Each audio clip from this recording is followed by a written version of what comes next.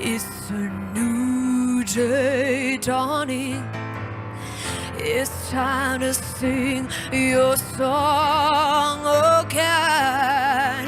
Whatever may pass and whatever lies before me, oh, you will be. Let me be singing when the evening comes.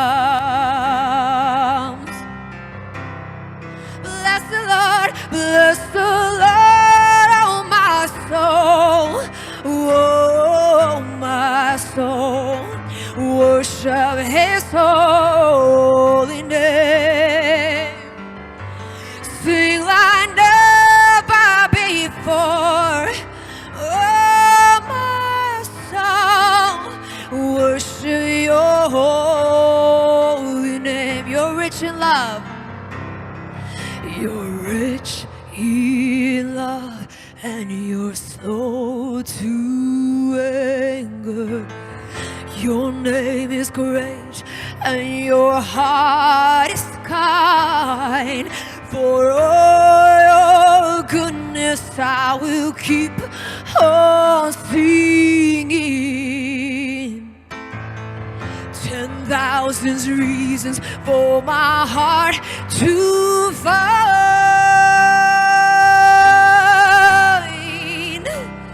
Bless the Lord, oh my soul, oh my soul, worship His holy name.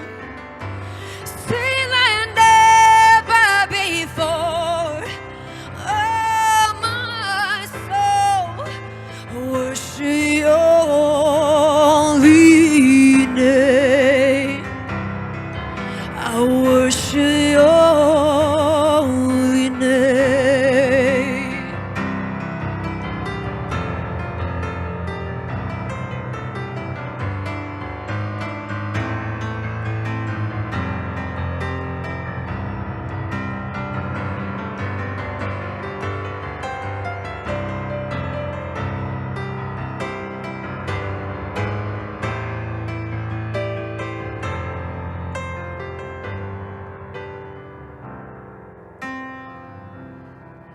And on that day when my strength is failing, the end draws near and my time has come, and still my soul will sing Your praise unending.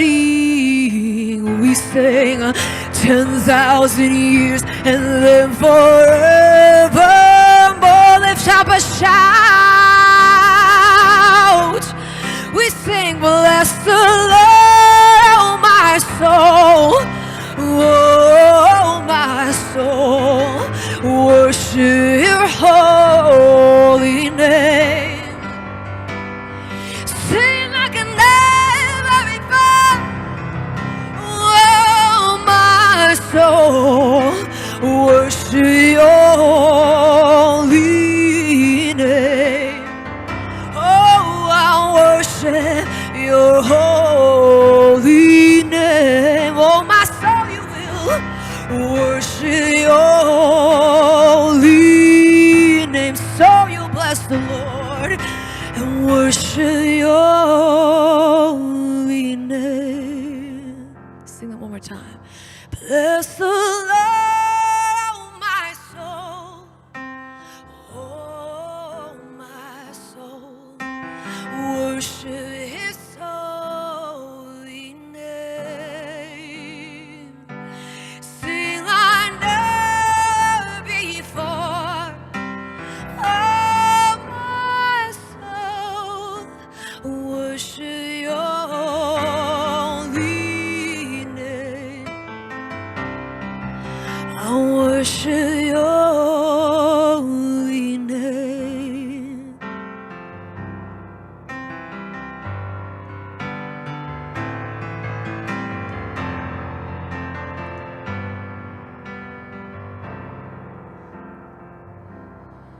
I exalt Thee.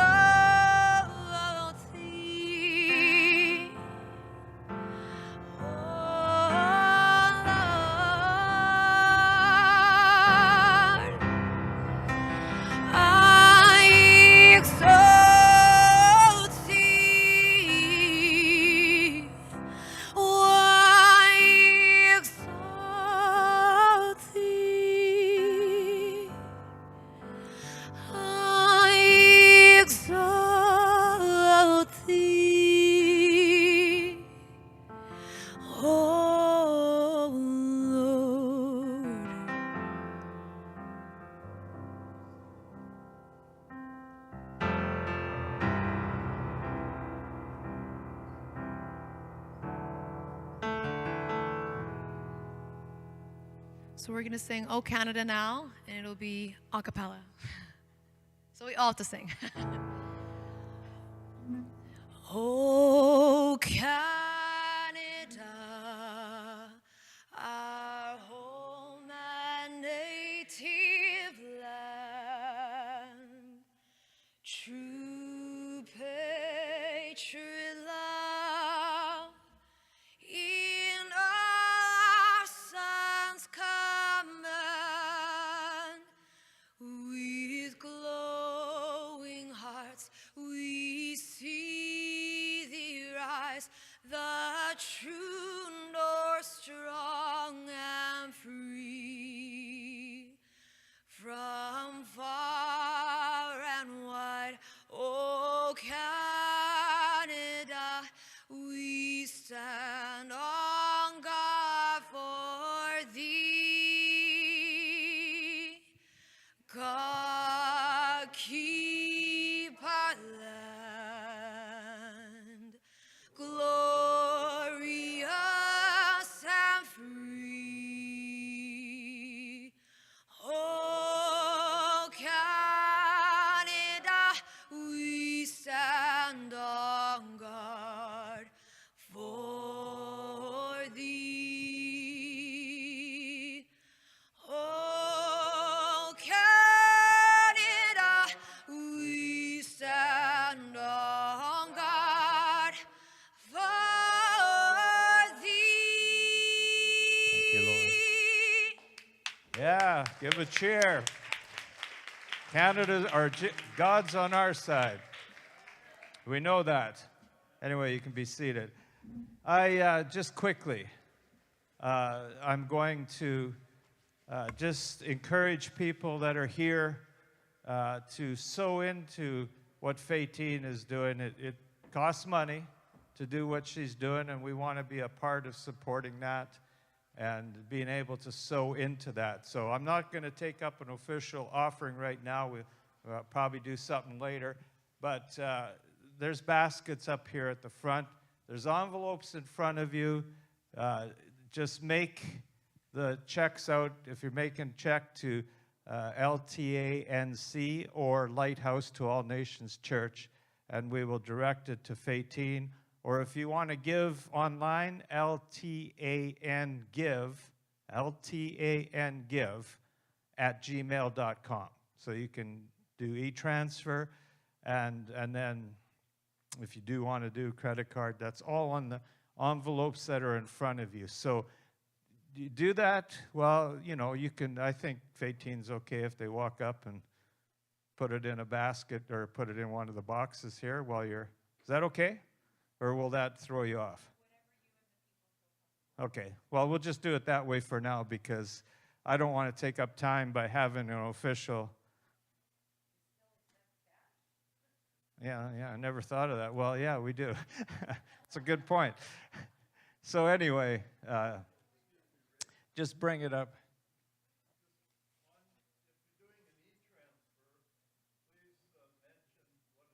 Right. So he knows, right. Good point. So anyway, I won't say anything more. We can do something more official afterwards, but as you're sitting there, you feel that you want to do it, just walk up and put it in these buckets here, okay?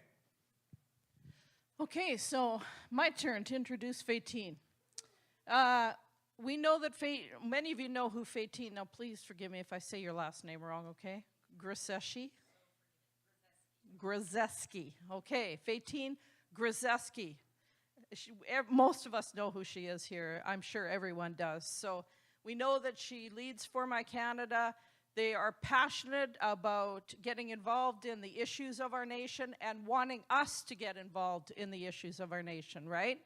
So I'm assuming that if we're here, we love Canada and we want to get involved. So she's married to her wonderful husband, Robert. She has 2 young children that are at home missing their mommy. But she is doing what she's doing because she loves God, passionate for Canada. So let's stand up and welcome Fatine tonight, and we'll give the mic over to her. Okay. Hello, Regina and surrounding areas. Thanks for being here tonight, everybody. My goodness, what a blessing. This couple right here, how far did you guys drive? Okay. North of Saskatoon. That's far. So thank you so much for being here and for others that traveled from. And it's so amazing to see so many familiar faces. You know, it's really touched my heart. I actually lost track now of how many days. I think about 33 days ago, we started this national tour on the east coast of Canada in St. John, New Brunswick. Woohoo! And I've been moving all across the nation. And man, Conrad, it's good to see your face. You know, everywhere that I have been, I've encountered people that love God and that love Canada and that are just genuinely concerned, right, about where our nation is, and but still have hope in their heart. I believe that I don't think you would be here tonight on a Sunday night after you're probably in church half the day already, you know, if you didn't actually still have hope in your heart for our nation. And so I'm going to dive right into this. How many of you guys have already seen my online presentation or caught a little bit of this on my TV show maybe? Okay. So how many of you haven't? Put your hands up high so I know. Okay, about 50% of the room is fresh blood. This is awesome. That's great. And even for those of you that have seen it online, this is the expanded, hopefully more entertaining, more humorous version, hopefully more anointed version of this national transformation presentation. You know, it's funny, when I was first starting off, you know, on the tour, the traveling part of the tour, I was really wrestling with like how to set this up. Like, how do you set this up? Because this is like nothing I have ever done before in nonprofit work. You know, we've done the cries where we've like called people together to pray. This is not a prayer gathering tonight. We've done conferences, we've done revival events. I've spoken at more churches across this nation than I can count at this point. And but I just want to say this right out of the gates, that what you're about to hear, this is not a sermon. This is not going to be a prayer rally for Canada, though I believe in the power of prayer. This is what I came up with, okay? Tell me if you like this. This is a national intelligence briefing for the mentally elite, outstandingly gorgeous, ridiculously anointed, lovers of God who want to see transformation to Canada for the sake of future generations. Does that sound like a good way to spend a Sunday night? Woo! But for real, and I actually put this together in a presentation which is now officially 95 slides. Oh my gosh, don't worry, I won't take a minute a slide, and I'm actually not going to do all 95 because I've done research for every region I've been in, so my presentation's kind of gotten bigger as I've gone. But I put this together in a slideshow mostly to keep me on track and make sure that I don't belabor points that I shouldn't be belaboring. But let's just kind of dive right into this.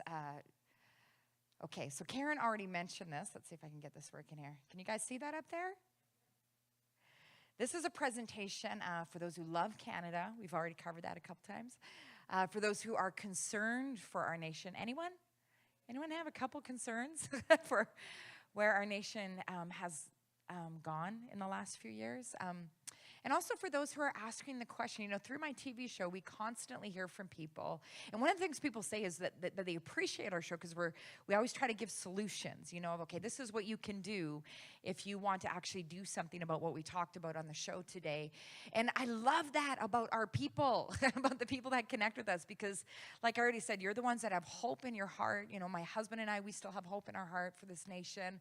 But we're also the get her done kind of people, right? We're like, what can we actually do? Can we turn this around? And if we can, what is it going to take? And so over this presentation here in the next hour-ish or so of our time together, you are going to hear some facts and statistics about how we got the current leaders that we have in Canada. Has anyone asked that question recently? Like, how did we get here? Like, how did we get to this point in our nation? And you're also going to hear about the powerful group.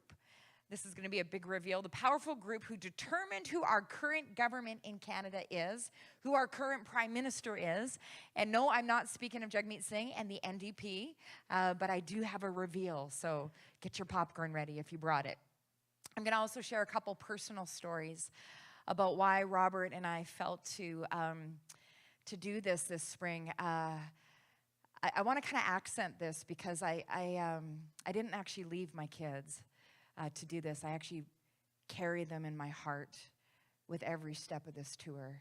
And I actually wouldn't be doing this if it wasn't for my concern for them. Like there is something in me, maybe I'm getting older, maybe I'm getting more sentimental, or maybe I just have kids that I love. It's the mama bear thing where, when I saw the information that I'm about to show you in this presentation, and Robert and I considered the power of this information and the fact that it possibly, if it was given into the hands of the right people, that it possibly could be a part of turning our nation around, possibly.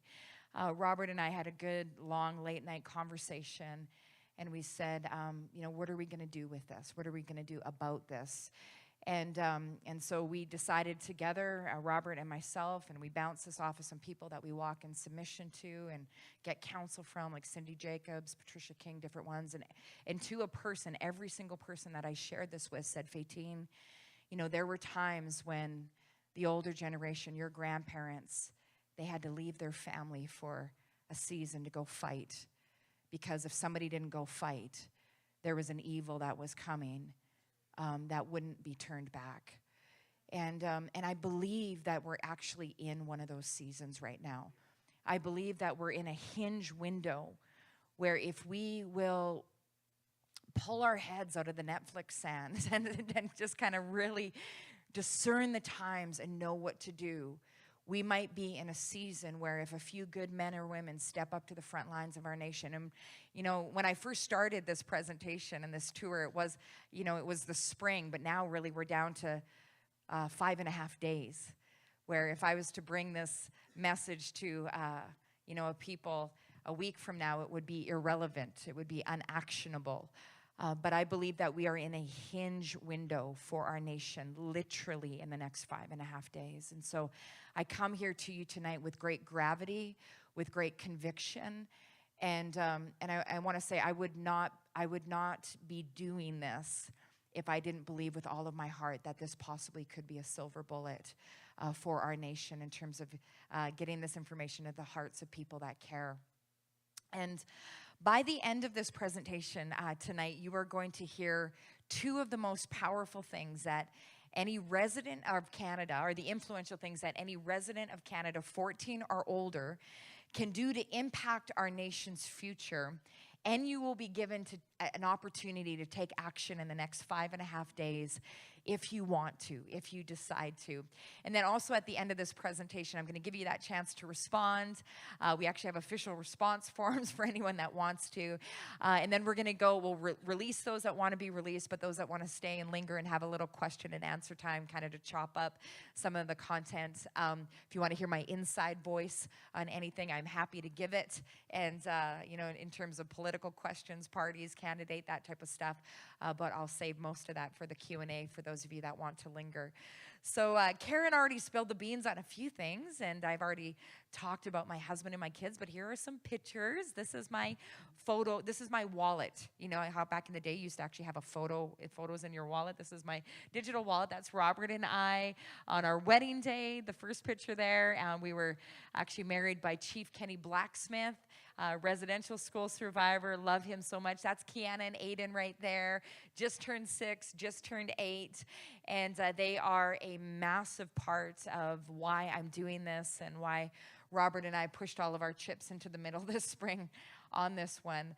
This is my grandma and grandpa. This is my Baba and Guido on my dad's side. So I am Russian-Ukrainian descent on my dad's side, probably some Jewish in there as well. We're still excavating that a little bit. But my Baba, she was actually conceived on the boat when my great-grandparents were fleeing Stalin and the potato famine. And so she was conceived on the boat, and then she was born in Canada in minus 40-degree weather under a wagon in northern Alberta. So we are hardcore prairie chicks.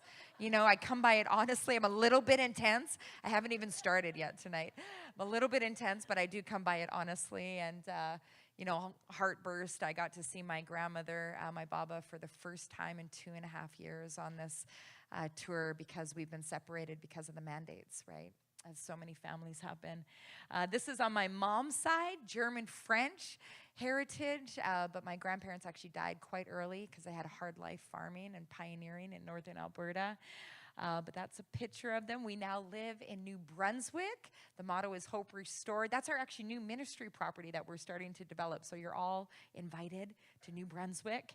But this is a picture of my dad. We've actually lived all over Canada because of him.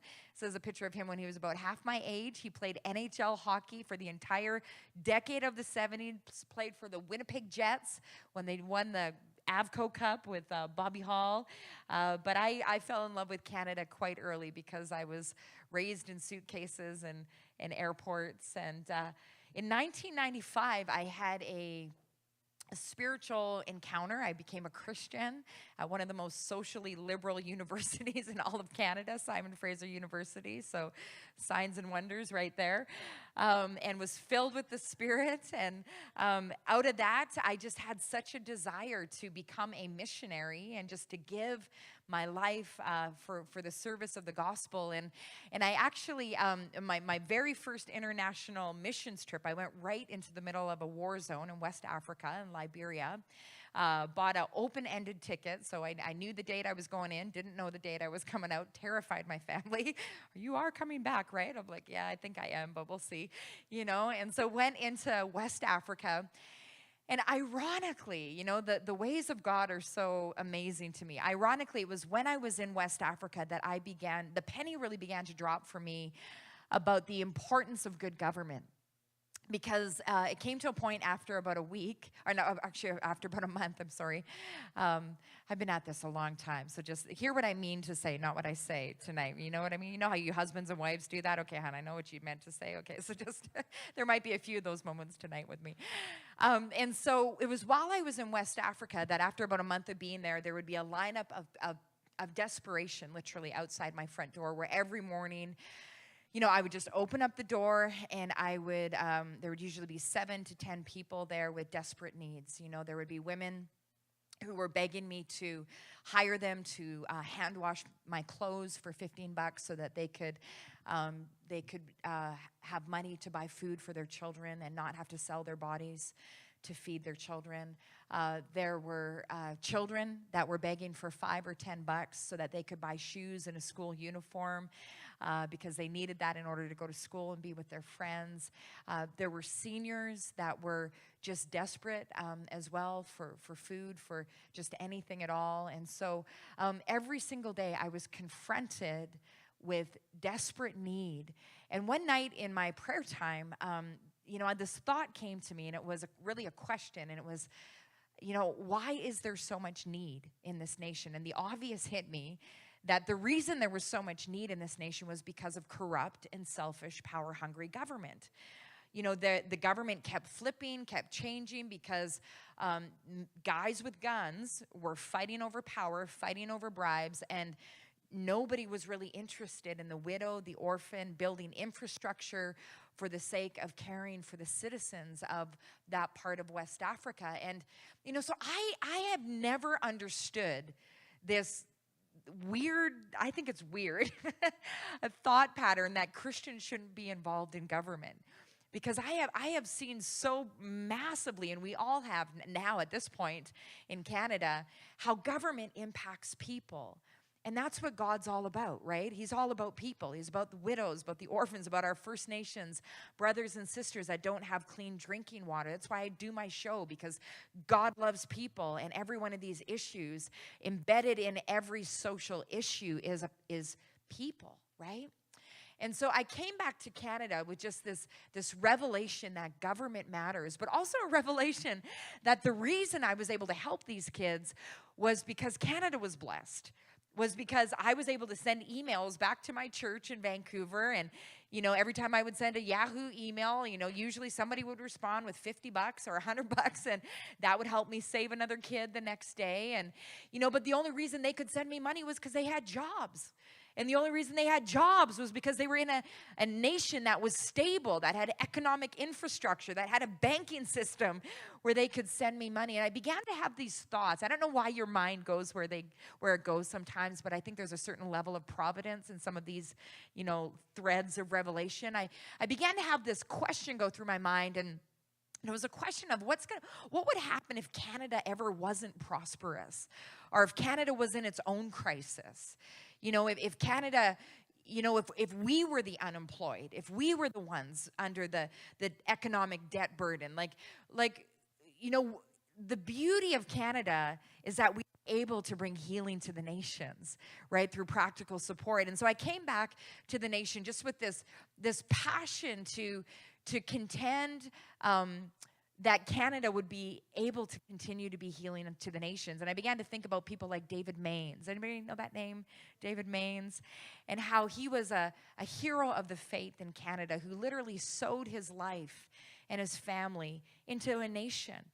Everything they did was about bringing the gospel to Canadians. It was about pastoring Canadians, but he was highly interested in government and would travel the nation as well and pray with government leaders. And so, out of this burden and in this trajectory of revelation, I came back to Canada and we launched the For My Canada Association, which is the hosting ministry of this tour. It's the one that's kind of footing the bills, and we're going to give a contribution to the church tonight for the use of the venue because we really believe in sowing into the nation and every part of the nation as well. And so we started For My Canada in order to be a political equipping advocacy group, and we started leading teams of young people to Parliament to address our leaders on critical issues. We started doing the prayer gatherings.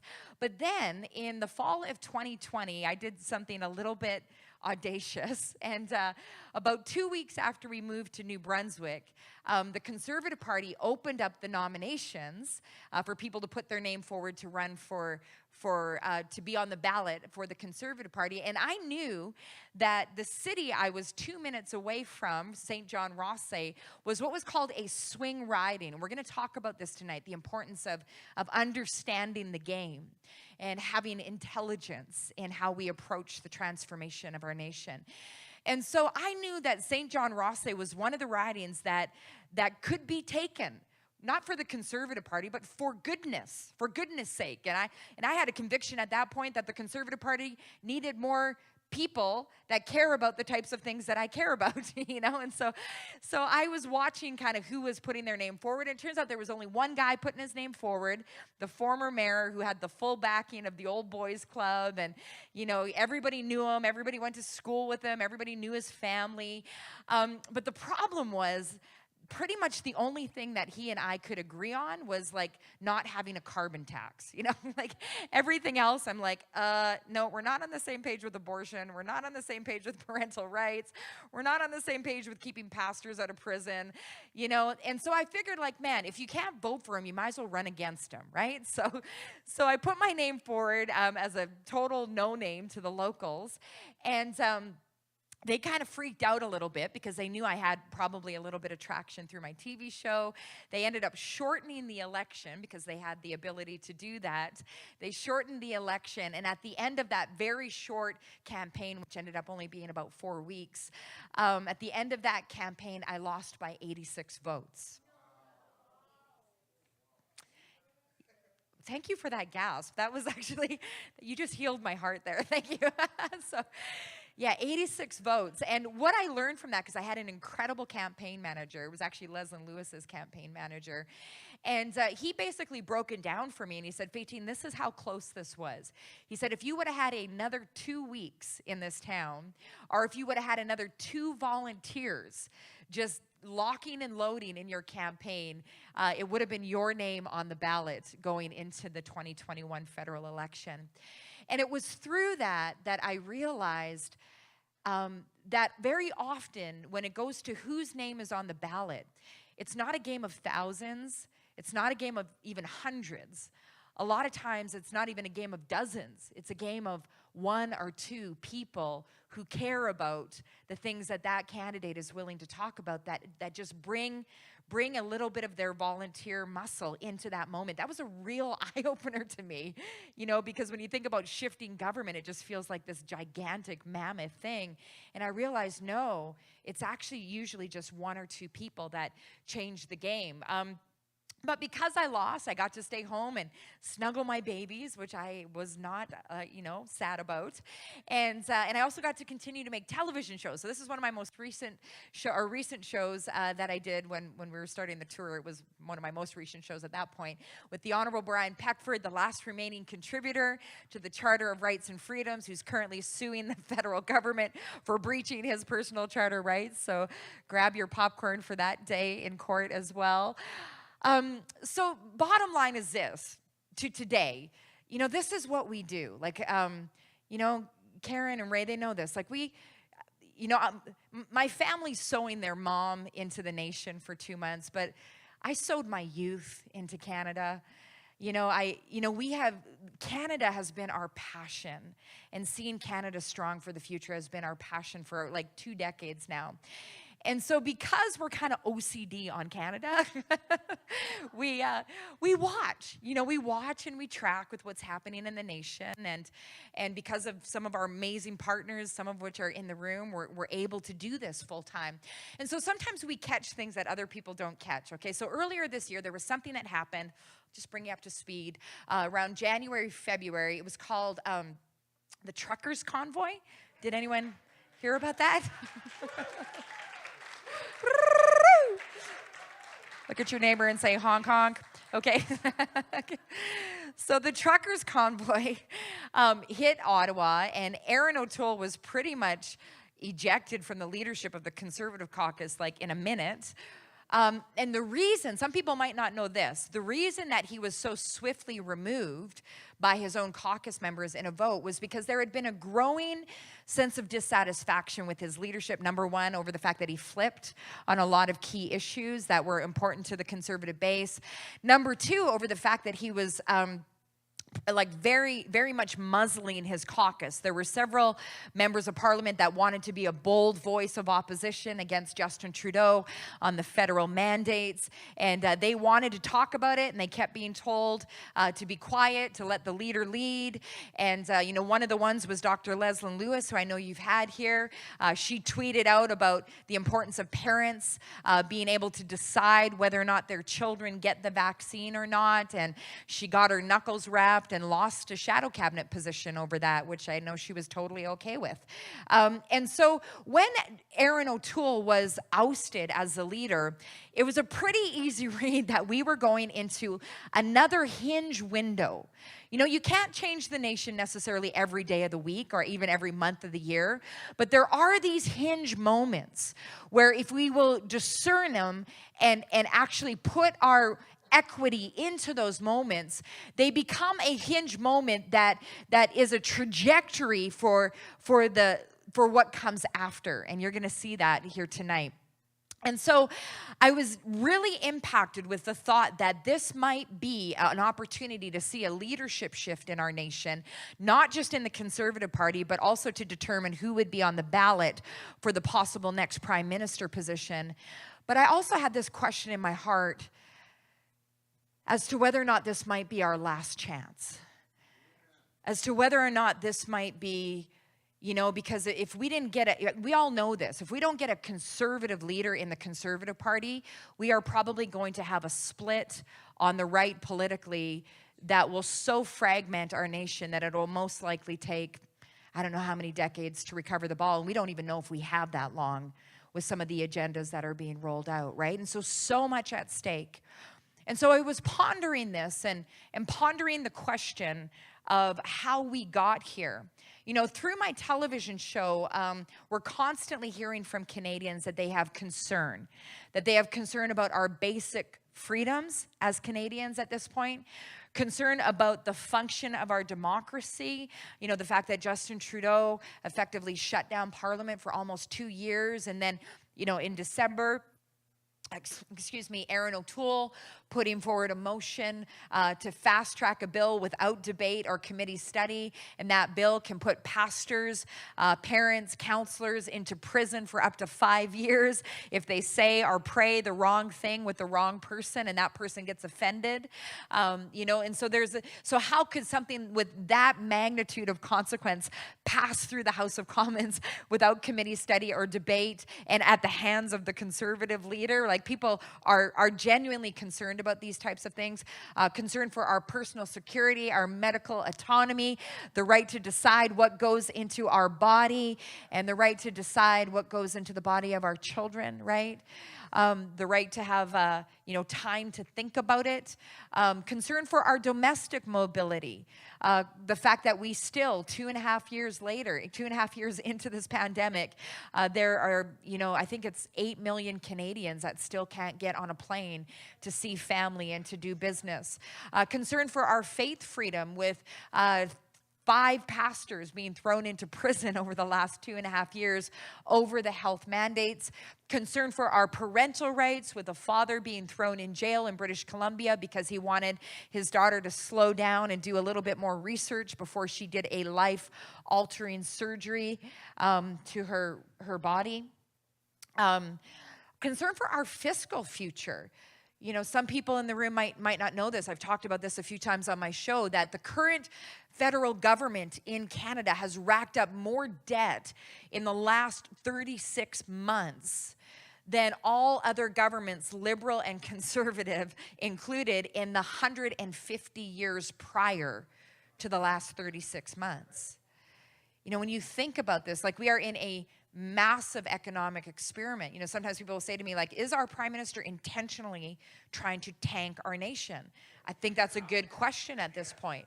And so people are concerned, and I and my husband share these concerns. I don't think these are unreasonable conversations to be edging into at this point.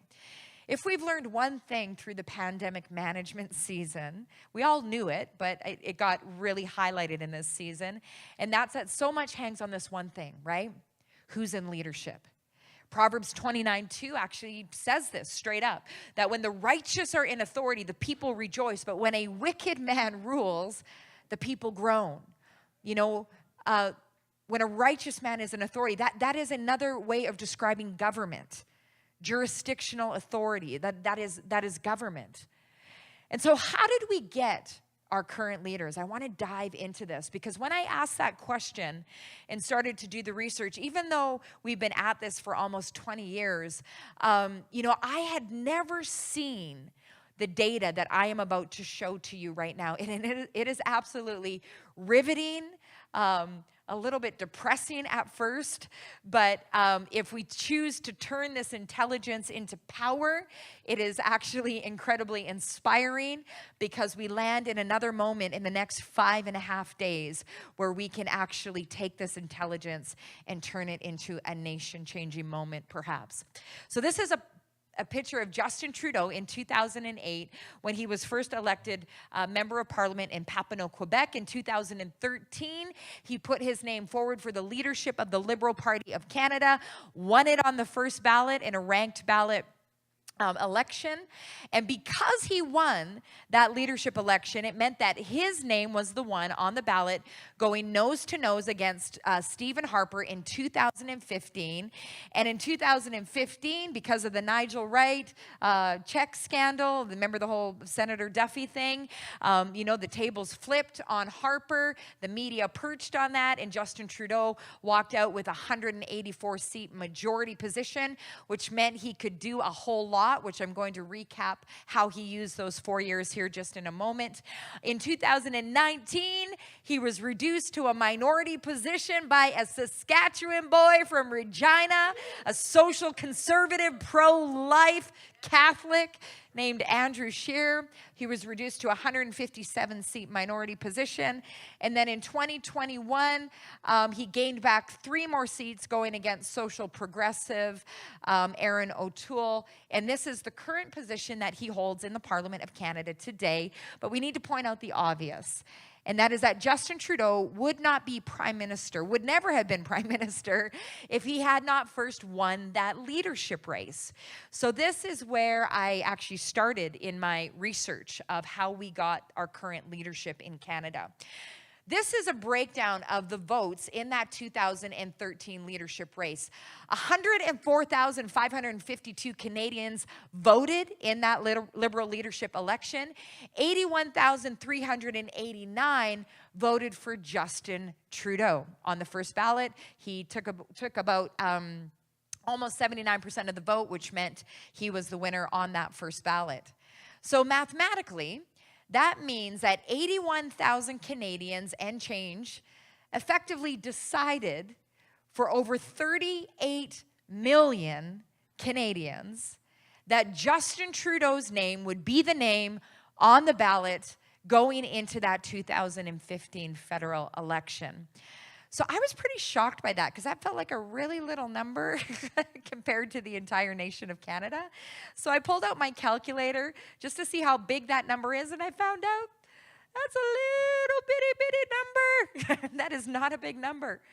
0.2% of Canadians, because they participated at a specific point in the process, determining the future trajectory of our nation. So to give a comparison, that would be like taking the city of Toronto, Montreal, the greater Vancouver area, Calgary, Edmonton, let's add in Ottawa, Winnipeg, Quebec, Hamilton, let's put in Regina in there as well, and another 19.45 million Canadians on top of that. And that would be, that 0.2% number is so small that it would be like saying a small city about the size of Moncton. How big is Moose Jaw? How big is Moose Jaw? Okay, so it would be like 3 Moose Jaws, less than 3 Moose Jaws, politically overpowering the entire rest of the nation. I love your face and your expressions. You're amazing. She is so animated. It's awesome. Just stay right there the whole night. Okay, so I asked the question, who is this? Who are these people? The 81,000. Who is this elite group? Is this Klaus Schwab and his WEF club? Is this the Rockefellers? Is this like the Illuminati? Like who are these people? Who is this elite group with so much power to set kings in place? Well, what I discovered is that the elite group of Canadians that determined Justin Trudeau's name would be on the ballot were, number one, those that got a membership in the Liberal Party so that they could vote. And number two, those that actually took the time to vote, because all the stats show that not everybody who can vote actually does vote when they can vote. And so what was the cost? Now, granted, it's true, this was a very fiscally elite club, a very fiscally elite group, because the cost of membership in 2013 was $10. That was supposed to be a joke, but and the time that it took to participate in this was actually very, very minor, less than the time to go through a Tim Hortons drive-through. So to recap, 0.2% of Canadians for a very, very small financial investment and a very, very small time investment executed a very massive amount of political influence over the future of our nation and the life that we would all live in the years to come. Because of that outcome, I think it's important to stop and recap what has happened since 2013/15, because it's easy to forget. But these are some pretty massive changes in our nation. In 2016, medical assistance in dying was legalized. It is now currently being expanded to the depressed, to the addicted, to the non-terminal. We don't know how far the boundaries of this are going to go, but there is a push for it also to be expanded for what are called mature minors. So it is conceivable that by the end of 2023, it could be legal for a 15-year-old who's struggling with cutting and depression and suicidal thoughts, who the counselor's not just getting breakthrough with.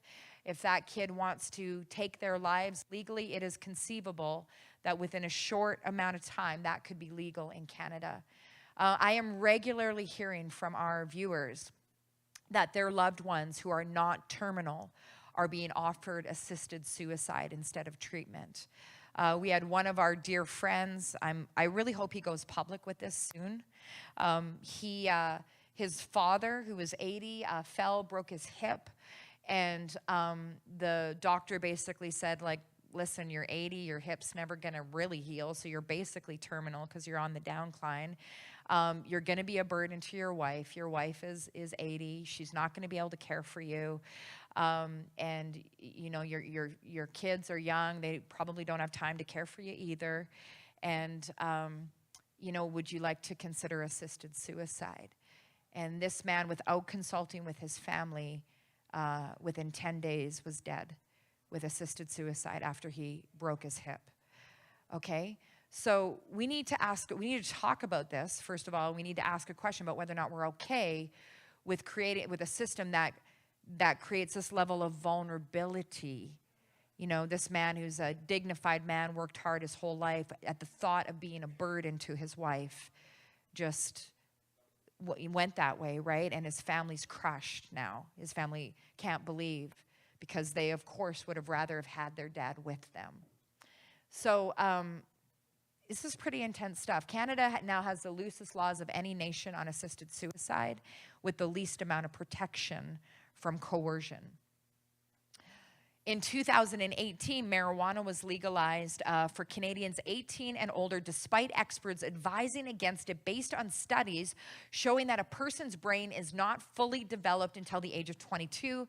Marijuana stunts executive level brain development, which is critical to problem solving in life. So basically what the experts were saying to the Liberals at this time is like, listen, because they had a majority, listen, if you're going to legalize cannabis, don't do it for youth. Maybe do it for those 25 and older, because if youth start smoking cannabis, this is, you know, in their executive level brain function is never fully developed. This is going to impact Canada's future doctors, future lawyers, future inventors, future political thought leaders. It's going to affect the future of Canada, because you are going to stunt your future leaders and their intellectual capacity. Not light things. In 2019, the House of Commons gave a standing, and by the way, in spite of that warning, they just pushed it through. In 2019, the Liberals, the NDP, and the Greens gave a standing ovation to the status quo on abortion. What is the status quo on abortion?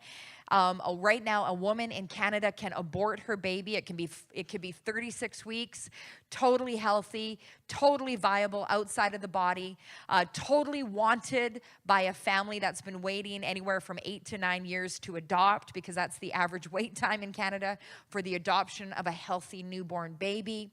And that woman can legally end the pregnancy. Taxpayers will pay for it. It is legal in Canada. And it happens, though not often.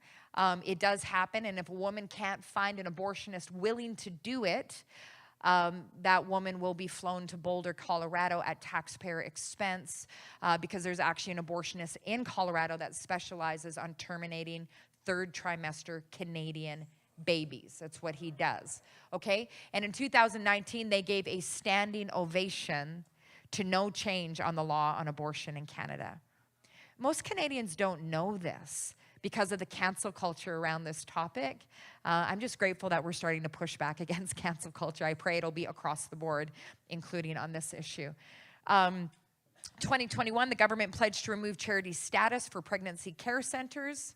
That is set to be implemented any day now. I understand you guys just did a spotlight on the pregnancy care center here in Regina. In 2021 as well, that bill was passed that I already mentioned that could put pastors' parents. We don't know how this bill is going to be interpreted in the courts, but we do have reason to believe that the courts will be on side with a wide interpretation of this legislation.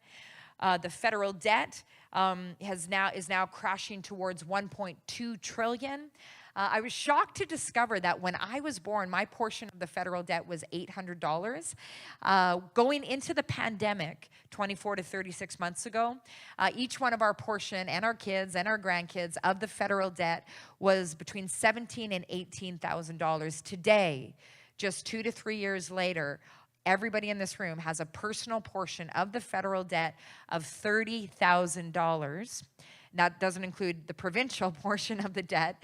The only way to dig ourselves out of this hole is through inflation and taxation, which is why our houses are going up, which is one of the reasons why our gas prices is going up. And the bottom line is we're selling our children to a debt burden and taxation slavery, possibly for their whole entire lives, unless we can, for heaven's sake, maybe start developing our oil and gas a little bit more in Canada, right? And so, we'll chop it up in the Q&A, guys. So again, not light things. In 2022, the Emergencies Act was invoked for the first time in history, with Canadian bank accounts being seized for political dissent. Conscience and mobility charter rights have been breached en masse in the federal pandemic management, with several charter courses underway. The courts are so backlogged with charter court cases right now that the Honorable Brian Peckford's case probably isn't going to be heard until the fall. Like, you would think they could escalate it, but they can't, because there's so much backlog in the system. All of this that I just rattled off has led to massive Western alienation, political division, and let's just say it, division, right? In families and businesses and churches and ministerials. And so you judge a tree by its fruit. This is a lot of bad fruit. And we need to stop and ponder how far we've come in just 7 years. Like, it's a little bit shocking. It's a little bit shocking. Okay, you might be thinking of this, though, and if you're logical, you'll probably have had the thought by now, but yeah, F-18, that wasn't just because of a leadership race. He also had to win the general elections. The Liberals also had to win that majority position, and then the successive minorities. And I would say you are absolutely right. So let's dive into the data on what happened in the most recent election, because this is our lived reality today, the election in 2021. So this is a pie chart that shows the breakdown of the election results that year. The Liberals took home 160 seats, the NDP 25, the Green 2, the Bloc 32, and the Conservatives 119. On the right-hand side, I put the Conservatives and the Bloc together because I'm calling this the freedom vote. The reason I am calling them that was because Candace Bergen tabled a motion in February calling upon Justin Trudeau and the Liberal team to give a date and a plan to end the federal mandates. And the Bloc and the Conservatives banded together, and they're like, yeah, Canadians have played ball for 2 years. It's time to give them at least the courtesy and the respect of a date and a plan of when they can have their lives back. The other three on the left-hand side banded together because they had 187 votes between them all, banded together to say, no, let's keep it nebulous. Let's not give the Canadians the respect of giving them a date and a plan, and let's just continue on as is. Because of that 187, or really 185, on the left-hand side between the Liberals and the NDP, we had a marriage. We had a wedding in Parliament between Jagmeet Singh and Justin Trudeau, who officially announced about 6 weeks ago now that they are going to be propping one another's agendas up. And they are, they're whipping the bills through right now. I just saw the list last night that C11 is going through, so we'll see if this live stream is allowed a month from now. I had Sammy Robinson. Some of you guys will know Sammy Robinson. He just told me that he just got docked on Facebook as spreading false information for praying for people for healing.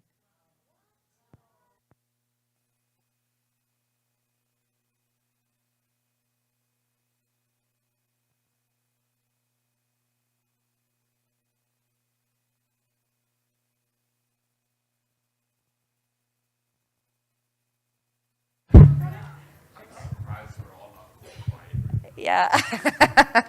You kind of are all going quiet.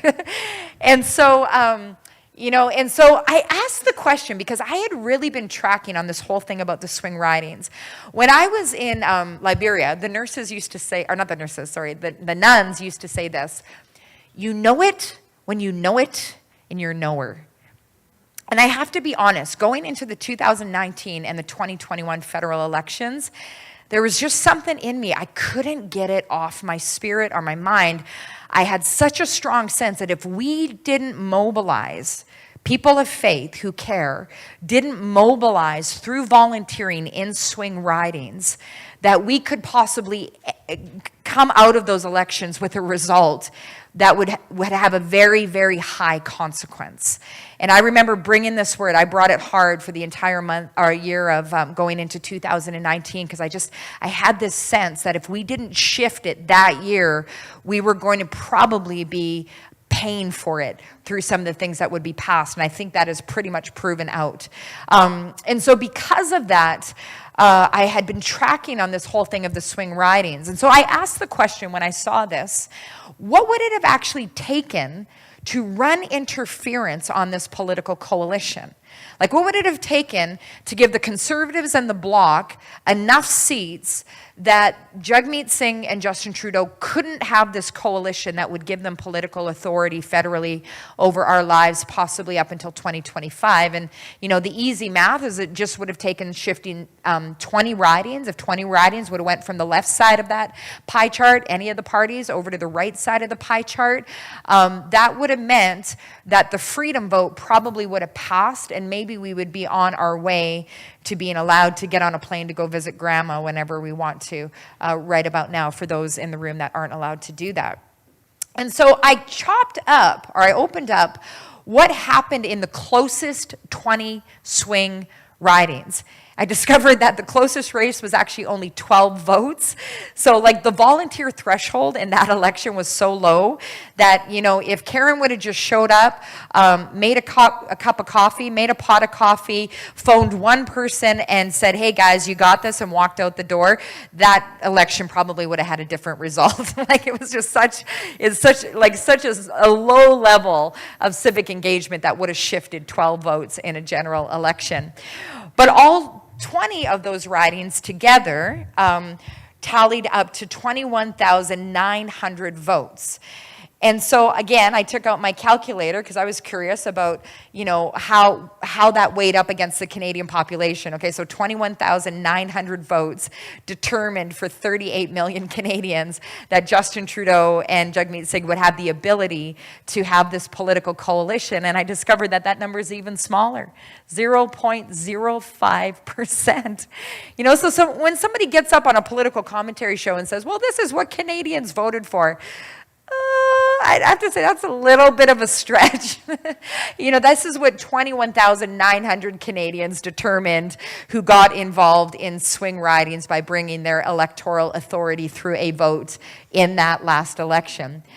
But I was thinking about volunteers because I remember what my campaign manager said, that if I would have had a little bit more time or just 2 more bodies, it probably would have shifted the outcome. So I knew from my election loss that one person volunteering once a week just for 3 hours over the duration of a campaign, which is an average of 6 weeks, is expected to identify 50 supportive voters and actually help get those people out, like remind them to vote. It's called the get out the vote process. And so what that means practically is that 438 volunteers just investing into 20 ridings with their volunteer equity could have broken up the ability, run interference on the ability for Jagmeet Singh and Justin Trudeau to have this. And I began to think about how many times I've gotten on a plane for a cause I believed in, you know? How many times I did a cry and people, you know, drove all the way across Canada, like Art Lucier, you know, bringing his Eagle Rider all the way from BC to Ottawa. And I thought, man, like, how hard would it have been for 438 of us that love Canada and care about these issues to just simply have invested into these PowerPoints and shifted this. And you know, at this point I want to point out, you know, there's that scripture that talks about how my people perish for lack of knowledge. I don't think we don't get involved with intelligence. I really value intelligence these days. Does anybody else value intelligence? Like, because I've only got so many hours in a day. If I'm going to give myself into something, there better be a return on the investment, right? Like, I'm just kind of at that point in my life where there's got to be a ROI.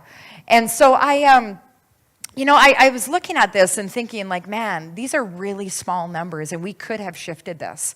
That 21,900 and that 438, that would be like taking a little Lego block, putting it next to the CN Tower, and saying that that little mass basically overpowered or could have shifted the entire mass of the CN Tower. So these margins are very, very, very small. So once again, a very small group of people in a targeted area had massive influence over the entire nation of Canada. Okay, so lest you think I'm just picking on the Liberals and the NDP, let's pick on the Conservatives a little bit more too, okay? Because there's a couple things that are highly pickable, okay? So let's look at the 2020 leadership race. These are the results of the 2020 leadership race. In that election, 174,000 and change Canadians voted in that leadership race 2 years ago. Out of that, 90,635 voted to pop Erin O'Toole over the top of Peter MacKay and Leslyn Lewis on that third ballot. And so again, I pulled out my calculator and asked, what is that 90,000 up against 38 million Canadians? Because again, the obvious, like what these 90,000 Canadians did determined the type of leadership we had in the Conservative Party in the last 2 years and whether or not we had a strong official opposition on some of the federal mandates. And I discovered, isn't this wild? That it's the exact same number. 0.2%. So this was the point where we started making buttons. I've actually run out of them, but we now have buttons that say 0.2%. I am signing up to be a part of the 0.2% that will set the trajectory of the future leadership of our nation. These, again, are very, very small numbers. And so I asked the question, once again, who is this elite group? Who are the ones that are controlling the Conservative Party of Canada? Who are these people? The audacity. Who are the ones that crowned Erin O'Toole king of the Conservative castle? Is it Hillary Clinton? Who is it? Joel Osteen, is that what you just said?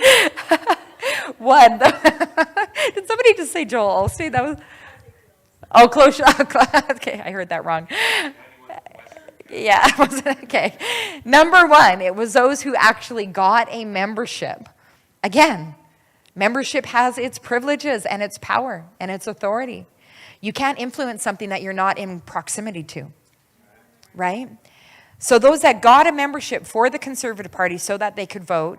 And number two, those that actually took the time to vote. Because some of you will remember that in 2020, this actually made headlines in the National Post, that the Conservatives actually broke the record for the most amount of members in a federal political party, or I think any political party in the history of Canada, at 250,000 active members going into that vote. So my question is where did the 80,000 go? Did they all just get raptured? Like, where'd they go? They go to, Tim Hortons? Like, what was going on there, those 80,000? And so it's really important that people actually vote. Once again, the cost of membership was very, very low, only $15. This is one of the only things that has not been affected by inflation in Canada, so nobody tell the Conservative Party, it's still $15. And the time that it took to vote was just a couple of minutes. And so once again, a very small price for a very massive, like if you think of the pebble, right, that drops in the pond and the massive ripple effect that can happen out of that, a very small price for a huge impact. But what I found fascinating about this particular piece of data is that even though Erin O'Toole won with those 90,000 votes on the third ballot because he got those votes in the right ridings, he didn't actually win the popular vote. This woman right here did. She was loved by Conservative Canada. She did really, really well in Saskatchewan. Dr. Leslyn Lewis actually got the most amount of votes. You might be asking, well, how could she get the most amount of votes and not win the leadership? Well, that's because of how leadership elections are structured. Every single riding, and in a moment, I'm going to talk about the power of Regina, and unfortunately, why I came to Regina rather than Moose Jaw, even though Moose Jaw is very powerful as well. But there's a power in Regina specifically. And so how it works is that each riding actually gets 100 points towards the final outcome of who becomes the leader. So if you're in a riding like Moose Jaw, which traditionally has about 1,500 people who sign up, get a membership, and vote, it's a very, very active riding in the nation, those 1,500 people will only be able to get a maximum of 100 points for the candidate that riding favors, okay? Compare that to a riding in Regina here, which I'll list off a couple here in a moment. A riding in Regina that only has maybe 400 people that are active members in the party, and those 400 people, let's say 250 of them show up to vote. Those 250 people get the same equity of 100 points towards the final ballot. And so this is actually why the areas where there's actually the least amount of active membership in the Conservative Party have the ability to decide who the leader becomes if just a few people get involved in those ridings. Isn't that fascinating? The reason that they do it that way is because they want a candidate who can win all across Canada. They don't want a candidate who can just win in Conservative Canada. They want a candidate that can win in urban Canada, in Quebec, and the Atlantic region. So it's a strategy play, and actually all the political parties do it. So again, this is kind of a quick analogy here. If you compare Simcoe North, or I could have put Moose Jaw there, 1,125 votes would get 75 points for their favored candidate. 375 votes in that riding would get 25. And in a riding like, say, for example, I'll pick one here, Regina Coppell. Coppell, did I say that right? Regina Coppell, which traditionally has under 700 people who vote, or Saskatoon West, actually, who traditionally has under 500 people that normally vote. So compare that to Saskatoon West. 375 votes in Saskatoon West would give the favored candidate 75 points. So I think I've made my point about the points. Let's keep going. So I want to show you guys your intel here. So this is our estimation at this point in terms of where the current membership is in some of the ridings around here. So if you know anybody in Saskatoon West, in the Churchill River riding, or any of these ridings, actually every riding is important to get involved in. But if you know people, particularly in the ones that have the lower number value beside them, those are the ones where if just one church catches this, if just one family with a lot of kids and a lot of hospitality and a lot of networking ability lights themselves on fire over this, they can actually shift an entire riding. But I want to go back to the Leslyn Lewis, Aaron O'Toole comparison, because my point is that it was actually very close. Leslyn Lewis was actually the favored Conservative candidate from the Conservative ridings. She just didn't win enough in the more urban centers. And so I asked the question to some people that understand these things a little bit better than I do, what would it have taken to pop Leslyn Lewis over the top? And I was literally stunned by what I found out. I'm just going to go right down to the bottom sentence there. It would have taken her getting an average of 57 votes. I think there's more than 57 people in the room tonight. 57 votes in only 149 ridings. And there would have been a leader in the Conservative Party of Canada that probably would have stood up for the truckers, that Justin Trudeau would not have been able to call a racist for having a conversation with the truckers, and also a leader that would not have fast-tracked that legislation that could put pastors, parents, and counselors in prison for up to 5 years.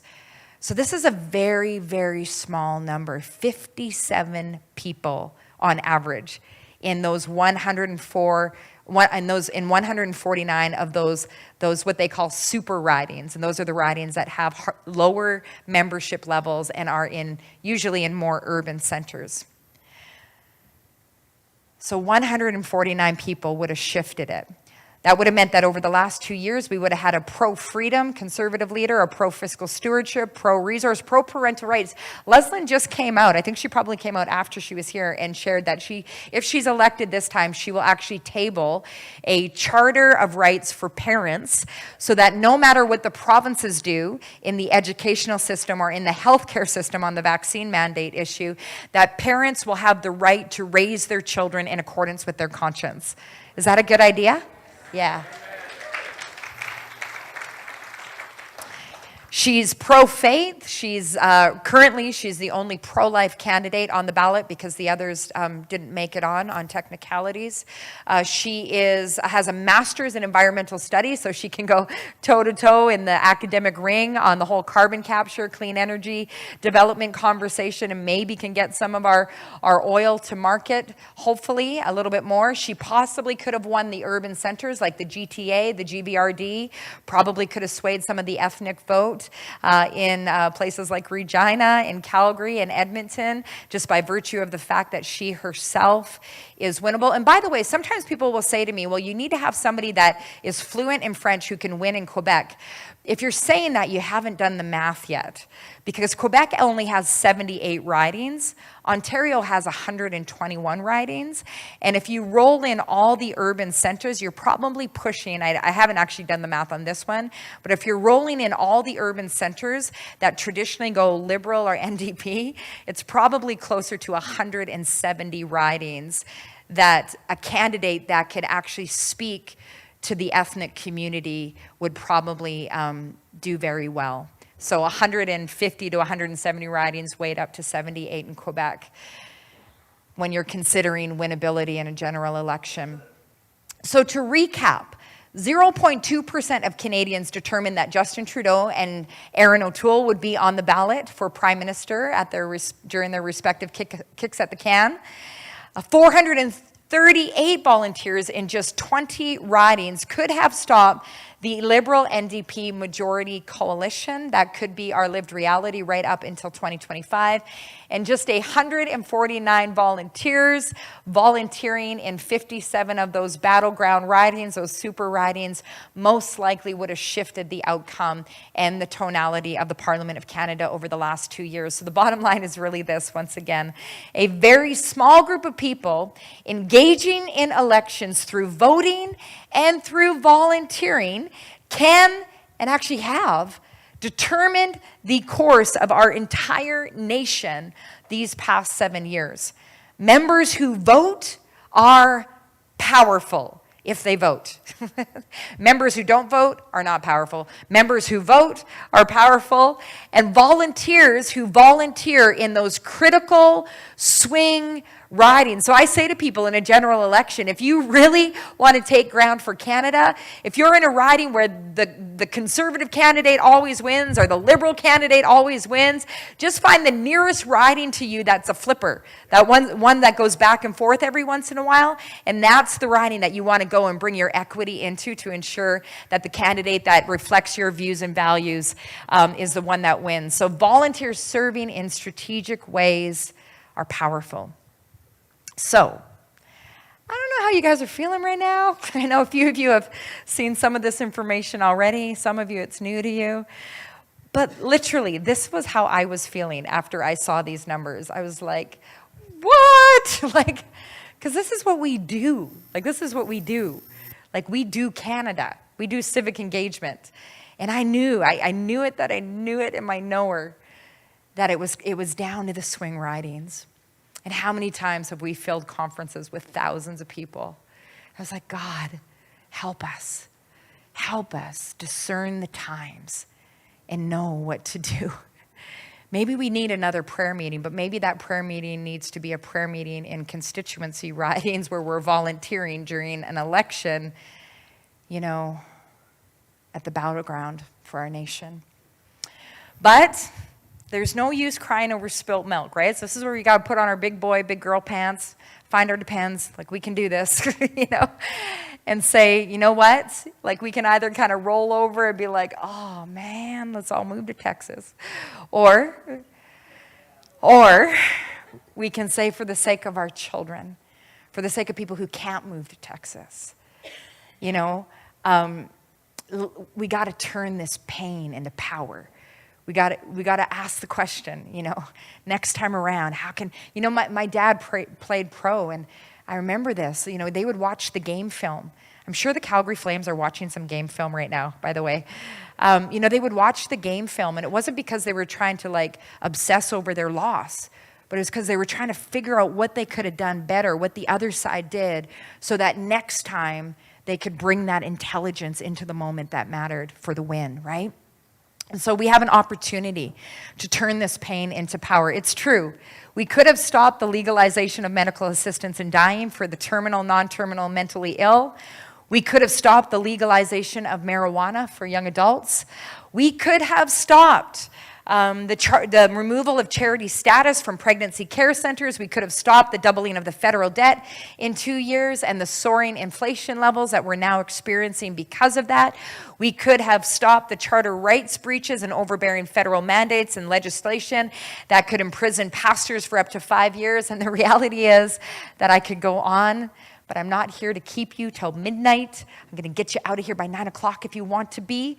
And you know, I'm here to ask the question of what can we do with this information, because I truly do believe that even though we can't change the past, we can change the future.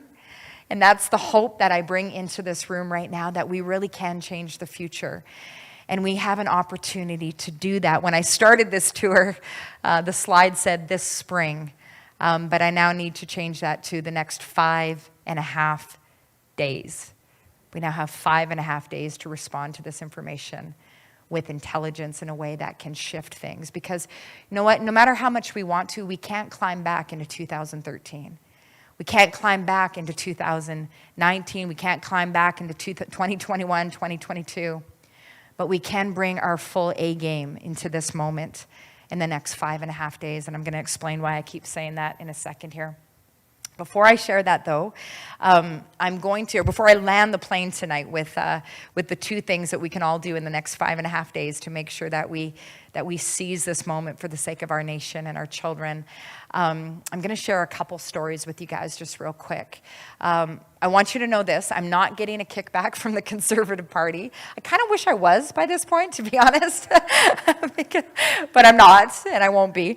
I don't work for an election candidate. I don't work for a candidate. And by the way, when I started this, we didn't even know who the candidates were going to be, and I was rooting for everyone that shared my views and values to get on the ballot.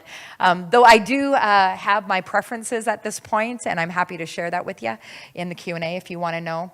I also don't work for Elections Canada, but I do work for someone. So just, you know, in the spirit of integrity, I want to give full disclosure that I have 2 superiors that I report to every single night, my statistics, my data, how hard I've been working, because they have an investment in this moment. And so these are the ones right here that I'm accountable to every single night. Kiana and Aiden. You know, I alluded to that at the beginning. My quest, and I'm exhausted right now. I cannot even describe the level of exhaustion in this body. My quest is at the end of June, at the end of all this, on June the 4th, that I'll be able to look at them in the eyes. And Rob and I have made this decision jointly as a husband and wife, that we'll be able to look at them in the eyes and say, you know what? In a moment that mattered, we did what we could.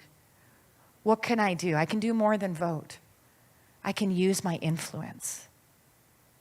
I can use my influence to try to communicate the gravity. This is why I keep re-airing this show. To try to communicate the gravity that I feel we are in terms of this moment. And so they are our Gatorade. But there's also another reason why Rob and I were a little bit extra quick to say yes when we felt the nudge to do this tour this spring, and it has to do with this picture right here. These are 2 public health nurses that came to our door. Okay, that was supposed to be a joke, but there's too much gravity in the room right now. These are not public health nurses. These are cops, okay, with guns and bulletproof vests. But they were coming to my door with a public health notice. Now, I want to say this in defense of these guys. Like, I love our law enforcement professionals. I respect them, and I believe that these guys probably didn't like this moment just as much as I didn't like this moment. They were just doing what they were told. But they came to serve me a notice of forced quarantine for me and my entire family because, well, first of all, I'll say this. We were not COVID positive, and we did not have any COVID symptoms at all. Okay, we were healthy as a family of oxen. We were feeling great, you know.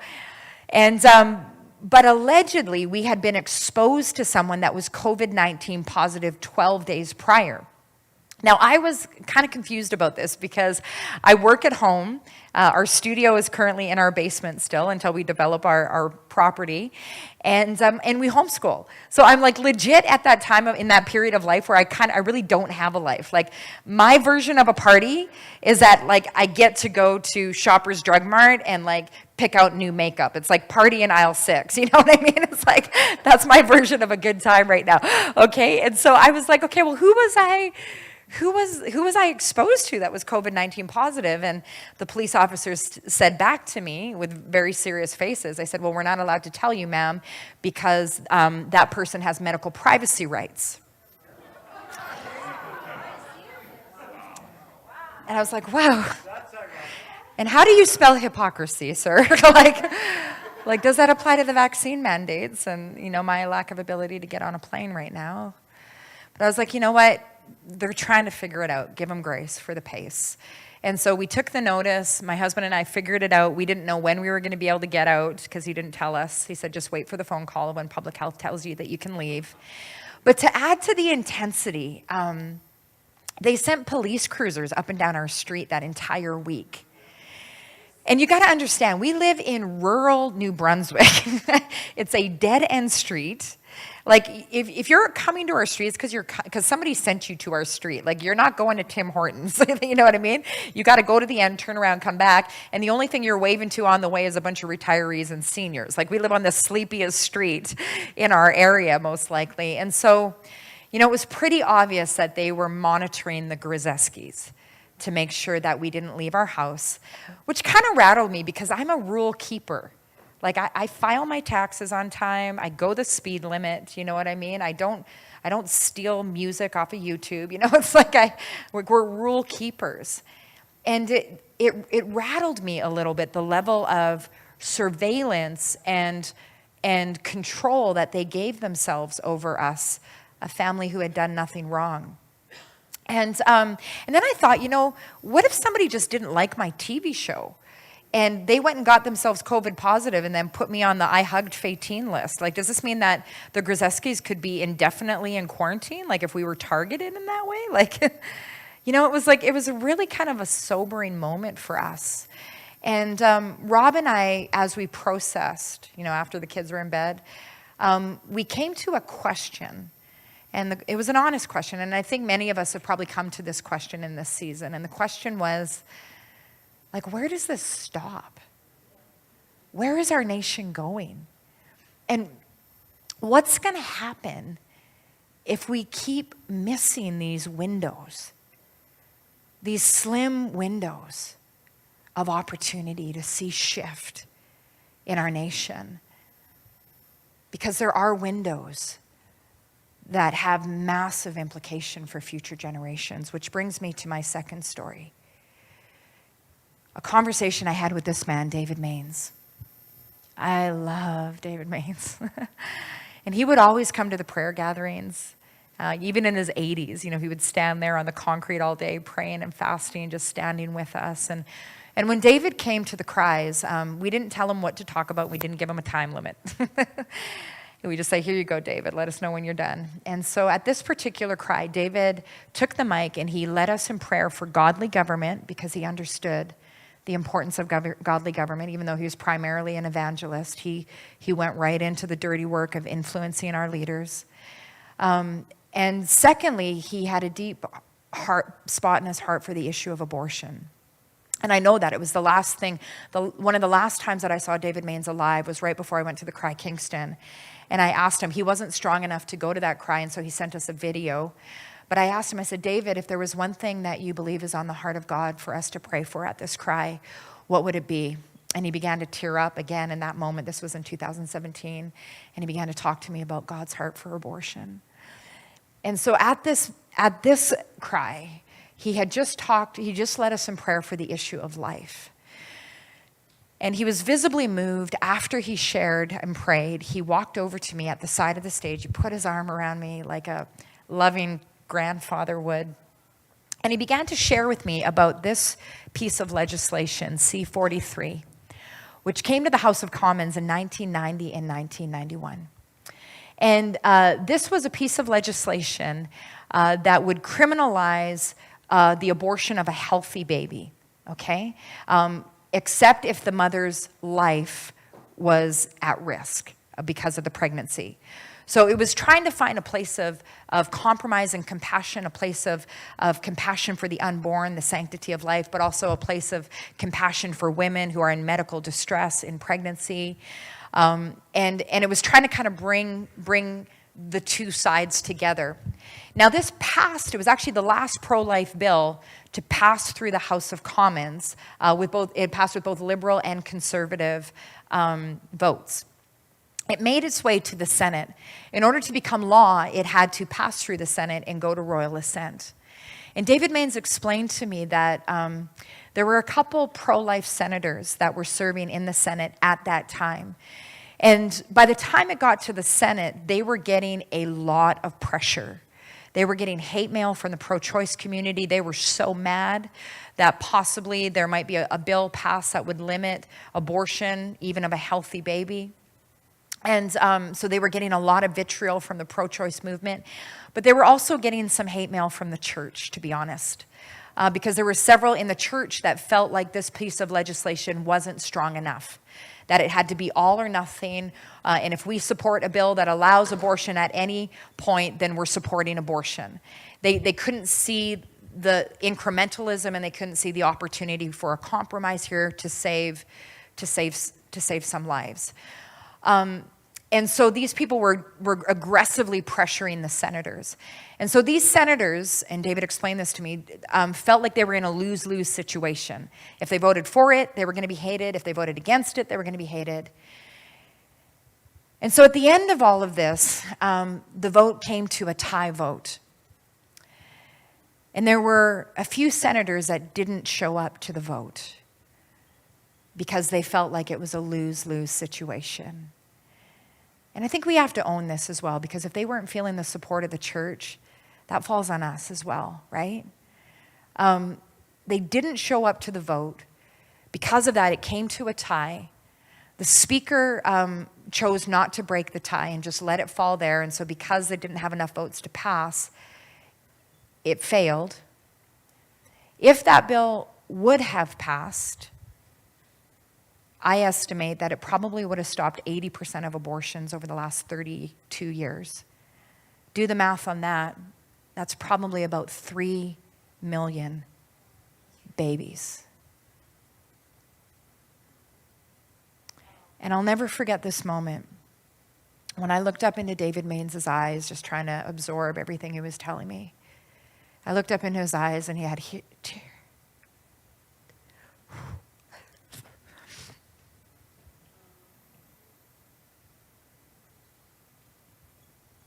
He had tears streaming down his face.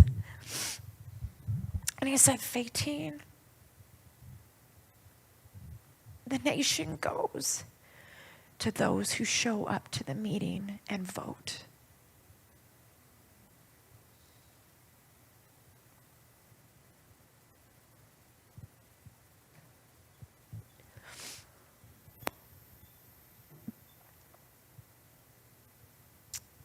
And there have been several times on this tour speaking to a half-empty room.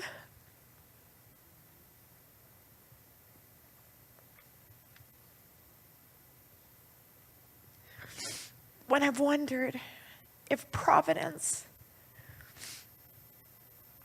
didn't design it, that David would share that message with me in 2008. Because he knew I would carry it like a message in a bottle. Because David was right. He was right in 1991.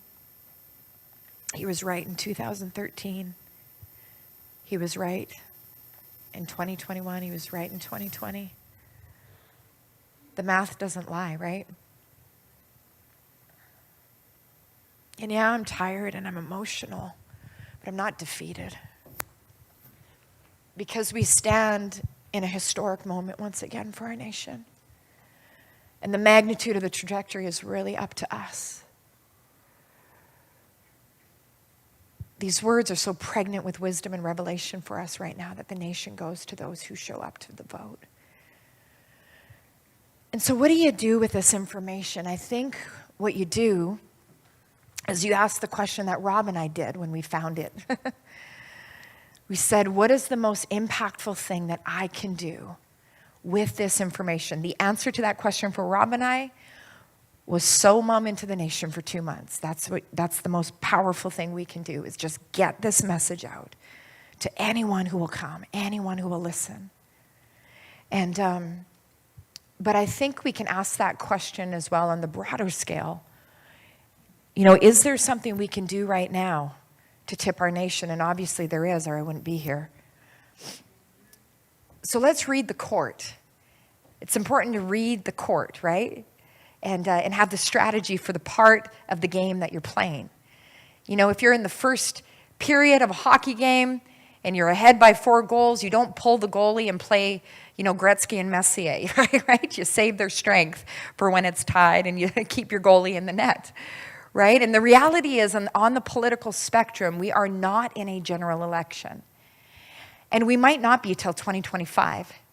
You cannot split the vote with the PPC on this one because there is no election with the PPC. You can't vote for the CHP, the Rhino Party, the Libertarian Party, or any other party this spring or fall or possibly anytime soon because there's no election with those parties on the ballot. You can go to their rallies, you can donate to them, that type of thing, but you can't vote for them at this point of the game.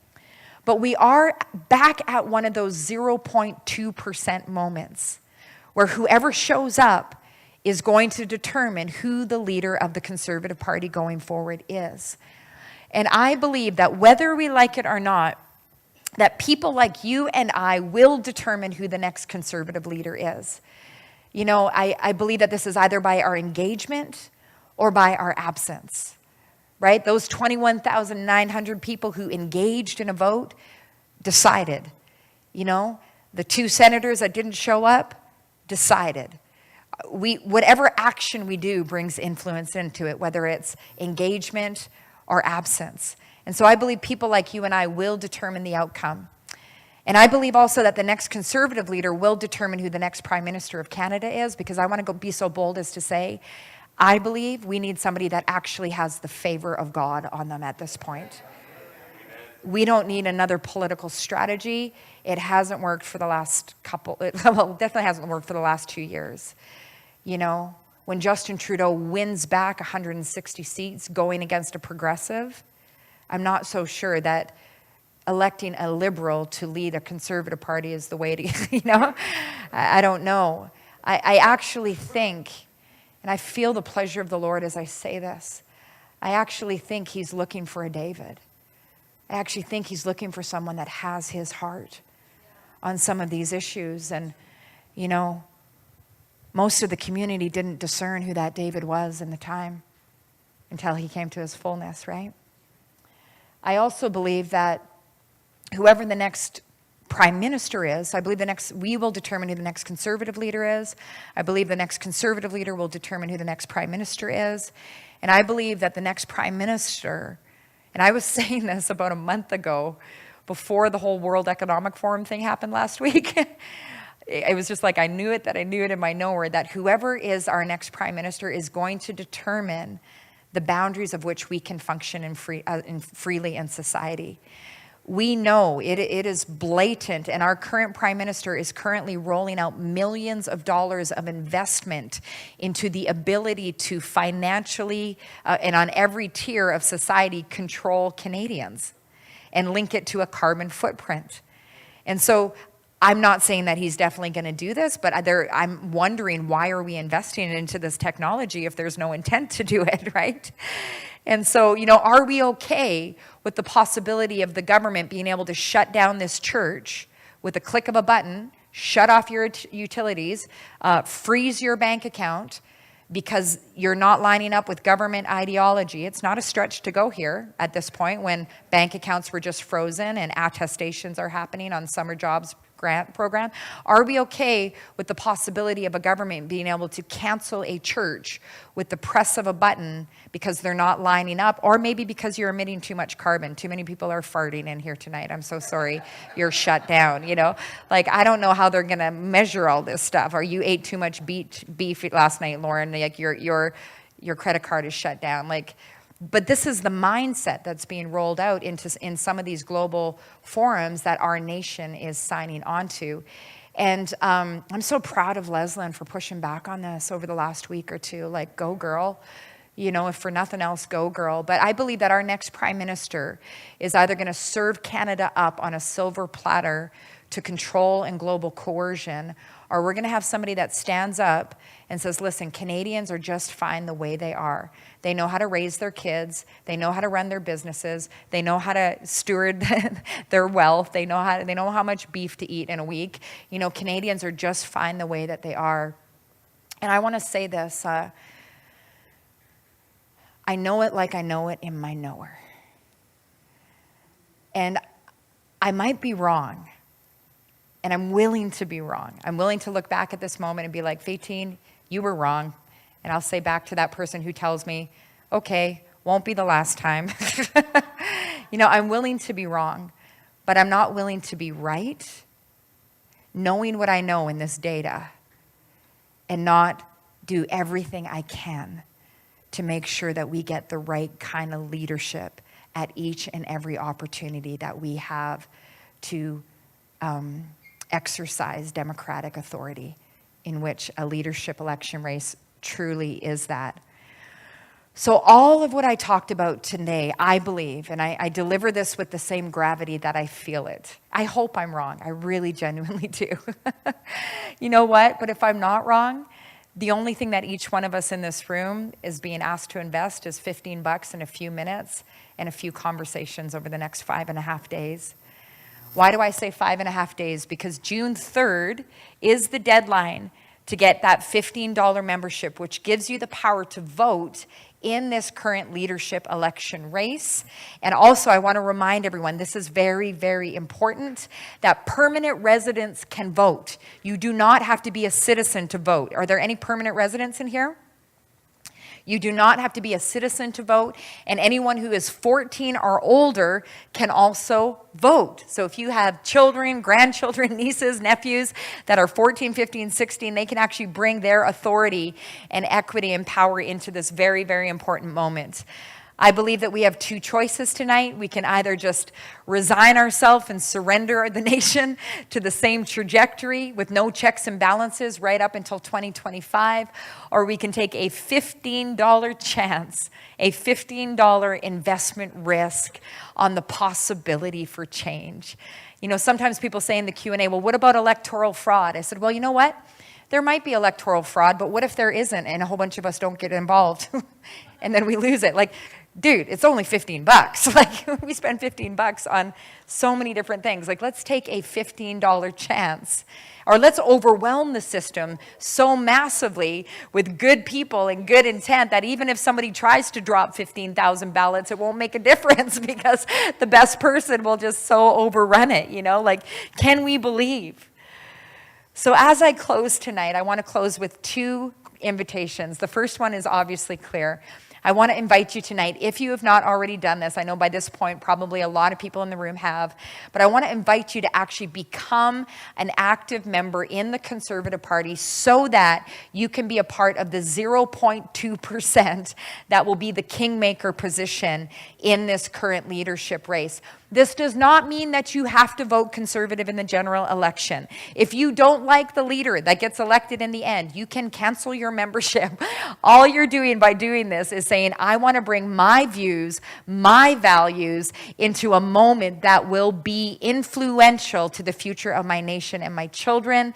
Whether or not this person becomes the prime minister, they are going to be the one holding the prime minister to account over the next 2 to 3 years minimally. So I want to invite you to do that. And can I get one of those response forms at the back, possibly? The second thing is I want to invite you to become a mobilizer in the next 5.5 days. This is when you have an opportunity simply to share to share this opportunity with your friends, thank you, family, and like-minded loved ones. Don't share it with your ideological enemies because we don't want those people to vote, right? Just kidding. That was supposed to be a joke again, though it was actually smart too. So in the next 5.5 days, you have people that you will influence, that you will have conversations with, that listen to you, that respect you more, that don't respect me, but they respect you, or they don't even know me. That people that you will have conversations with that will appreciate this information. One of my pastor friends, Sean Gaby, said to me last week, he's like, Faitine, ever since I heard your presentation, he said, I've been talking to every single person just in my day-to-day. Hey, do you have your membership yet? Because the vote's coming up. You don't have to know who you're going to vote for yet, because the ballot isn't coming out until probably July, August, but you do need to get your membership so that you can vote. And so he told me he's just been sharing this information. He said, Faitine, literally, I've been tracking. He said about 80% of the people, and these are people who love God, love Canada. He said about 80% of the people that I've talked to knew about the Conservative leadership race, but had not actually gotten a membership to vote. He said 8. I'm like, 8 out of 10, Sean? I'm like, oh my gosh, I have so much more work to do, and so do you. Okay, so when you become a mobilizer, basically you just sign up on our email list to say, hey, I want to be a mobilizer, and by saying that, you're saying that you're willing to bring your influence into the next 5.5 days. If just 5 of us in this room go out and find 10 more people to vote, for a pro-life, pro-family, pro-freedom, pro-fiscal stewardship, whatever. I'm not going to tell you how to vote, but I just think if good people get involved, we'll have a good outcome. And so if just 5 people did that, that would increase the influence of this meeting tonight to 50 voters are in this upcoming leadership race. If just half of the new people did the same thing in that time frame, it would increase the voter potential up to 280. If just half of those did the same, it would increase it up to 1320. If half of those did the same, it would increase it up to 10,680, excuse me. If just half of those did the same, it would increase it to 94,920, and I predict that this would be the boom, there it is, the kingmaker position for the future leadership of Canada. And we have nothing to lose but a few minutes and $15. It really does start with us. As I've mentioned a bunch of times tonight, we've been at this for almost 2 decades, and I have to be honest. When it comes to prayer meetings, it's usually pretty easy to fill a room. When it comes to political engagement, it's been my experience that most people assume that somebody else will do it, or that their vote doesn't matter, or, they've never done it before, and so they just, I really believe that this is a moment where we need to consider that it's really up to us. It's really up to us. It really does start with us right here. And right here within the footprint of this church, there's at least 3, 4, if you're willing to drive a couple hours, probably more like 5 or 6 ridings that if just a couple hundred people caught this in the next 5.5 days, it would actually shift the outcome of those ridings and possibly help the kingmaker position for the future of our nation. Isn't that an amazing thought? That's the power of Regina. That's the power of Saskatchewan.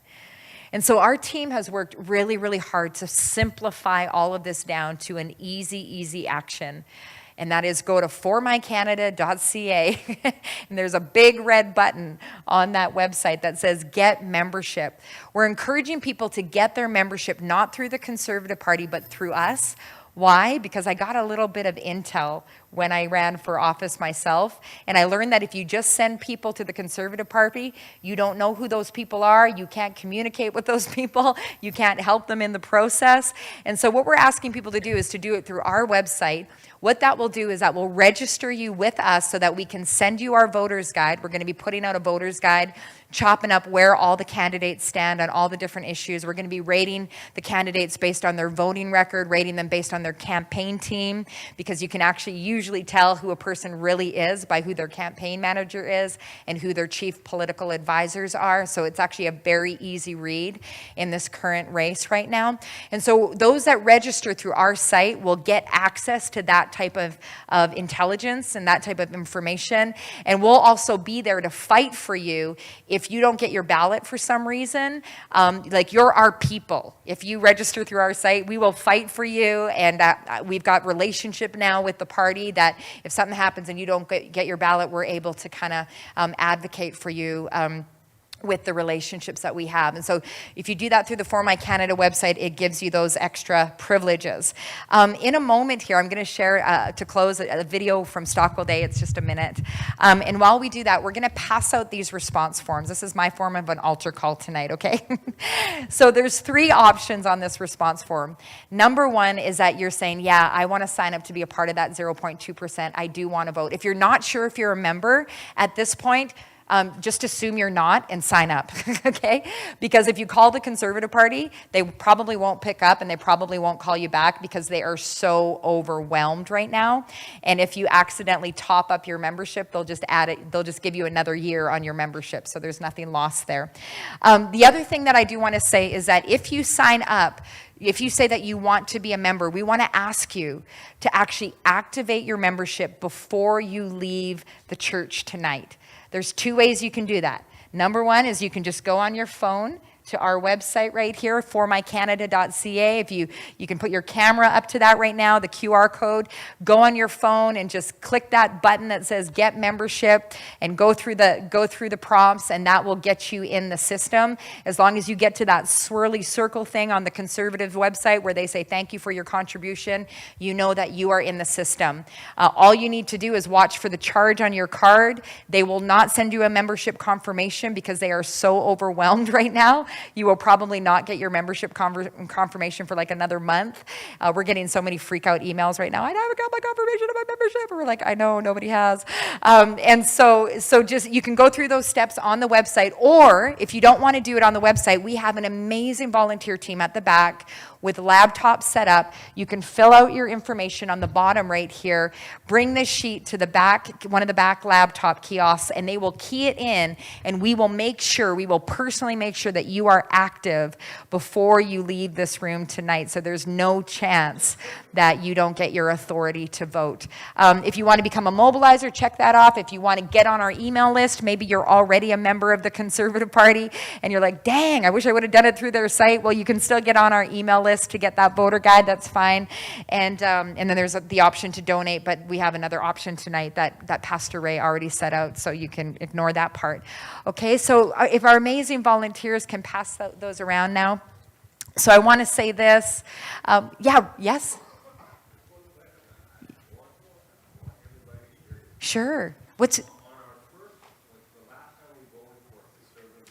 Yes.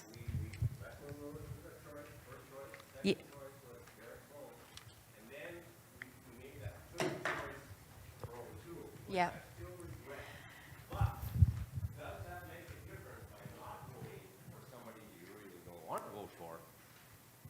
If, you know, in the event that you don't want to vote for that third choice, now would Leslyn Lewis have had a bunch of believers voted for O'Toole believing that they didn't want McCain, but they had chose Leslyn first and then Derek Sloan?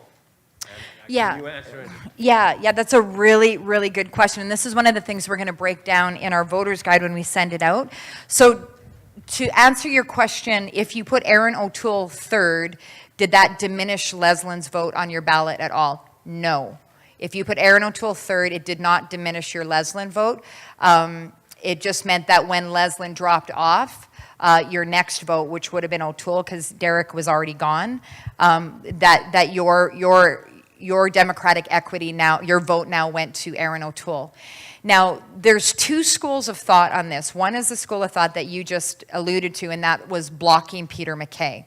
So sometimes people fill out their entire ballot because they want to block the choice that they feel like they definitely don't want on the ballot, okay? So in that case, in this current election, you know, somebody might put Leslyn 1, Roman 2, Pierre 3, Scott 4, who's the other one? Am I missing? Patrick 5, and block Charest. Like some people might want to do something like that because they're not sure if Charest is conservative or liberal. I keep hearing people say that. The other school of thought, which I'm starting to like more and more, I'm not going to tell you what to do, I'm just saying I'm starting to like this one more and more, is think about this situation. What if 400,000 people signed up to be members in the party? which is kind of what they're projecting right now. What if 300,000 showed up to vote? Of course, all of us are going to show up. We're going to have 100% attendance, right, guys? And so what if 300,000 showed up to vote? And let's say Leslyn dropped off on the third ballot again. And let's say that when Leslyn dropped off, all of a sudden 100,000 votes disappeared. That would send a massive message to the Conservative Party that they're tired of a party that doesn't care about the unborn, and that they just administrated a vote split in the general election.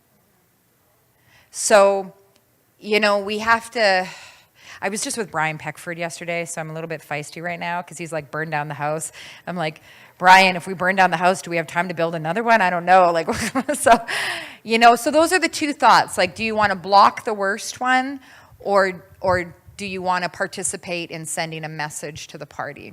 So each one of us will have to ask that question ourselves, you know, and be led by your conscience, right? That's what the word says. Don't ever breach your conscience. So that's a great question. Are we already in the Q&A? My gosh. So, yeah. So anyway, so what I'm going to do here is I'm going to give you guys a minute to fill out the response form, and I'm going to play a video. This also gives those of you that need to slip out, because I think we're right at 9 o'clock. No, we're 6 minutes before. Woohoo! So those of you that need to slip out, you are more than welcome to slip out if you need to. Those of you that want to stay for some more Q&A, and I'd be happy to answer any question that people have about anything in this process. We'll do that, but those of you that want to kind of hop on and get your membership at the, I think the volunteers are already at the back table as well. But for those of you that do sneak out at this point, I just want to say thank you so much for coming tonight. Your time is your life, and I really honor that, and don't take it for granted that you would come back to church on a Sunday night after being here all day, right, guys? So thank you. Okay, so here's Stockwell Day and his message about this strategy. I asked him to audit it for me, and this is what he said for you guys. Okay, do we have audio there?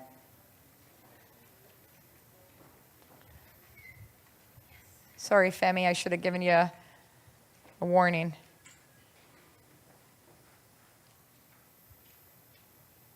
Hi, I'm Stockwell Day. Thank you so much for coming to this presentation. I've worked on a lot of election campaigns. What Faitine has laid out here is absolutely brilliant. That's basically what he said. Is it coming through or not? Okay, I don't know why.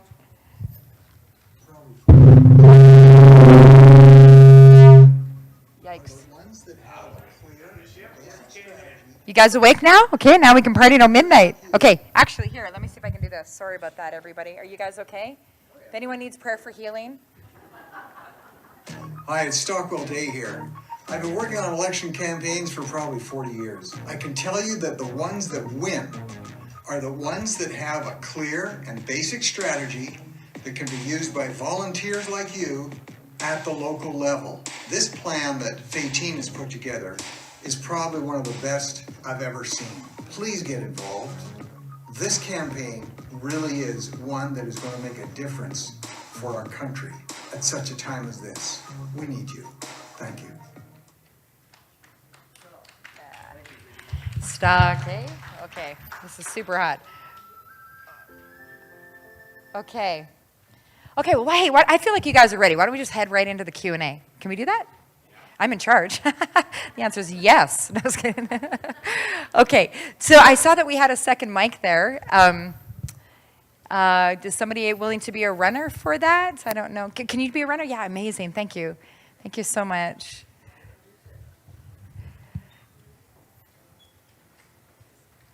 And like I said, if you do need to go, please feel free to be released. But okay, so say your name and just your question. Try to keep it concise so we can get to as many as possible. Thank you. Awesome runners. The question I have is this. As the results in the last Conservative federal election showed, Leslyn actually won if you're going on popular vote. Yeah. They changed the rules so that she wouldn't win. And I want your commentary on that, please. I will do some research into that. My understanding is that they didn't change the point system rules from the Andrew Scheer win to the O'Toole win, but they have changed it since then, and it actually favors her. Because the point system in 2020 was every riding gets a maximum of 100 points. They actually just changed it in this election so that if a riding doesn't have 100 people that vote, it can only get the value of points equal to the number of people that vote. So if you have a riding in Quebec where only 40 people vote, that riding this time around is only going to get 40 points, whereas in 2020, it got 100 points. So I don't think I can confirm that, what you just said there. I don't think they changed it from Andrew to 2020, at the year Andrew Scheer won to the year that O'Toole won, but I would be happy to check into that for sure.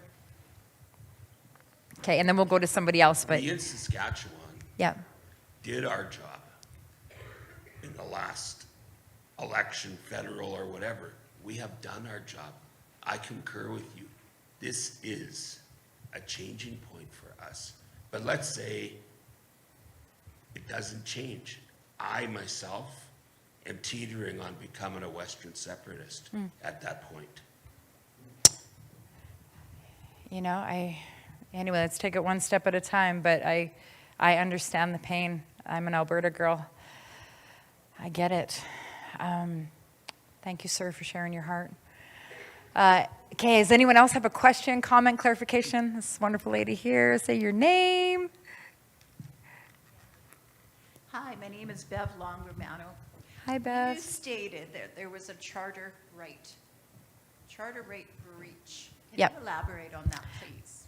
And is that indictable?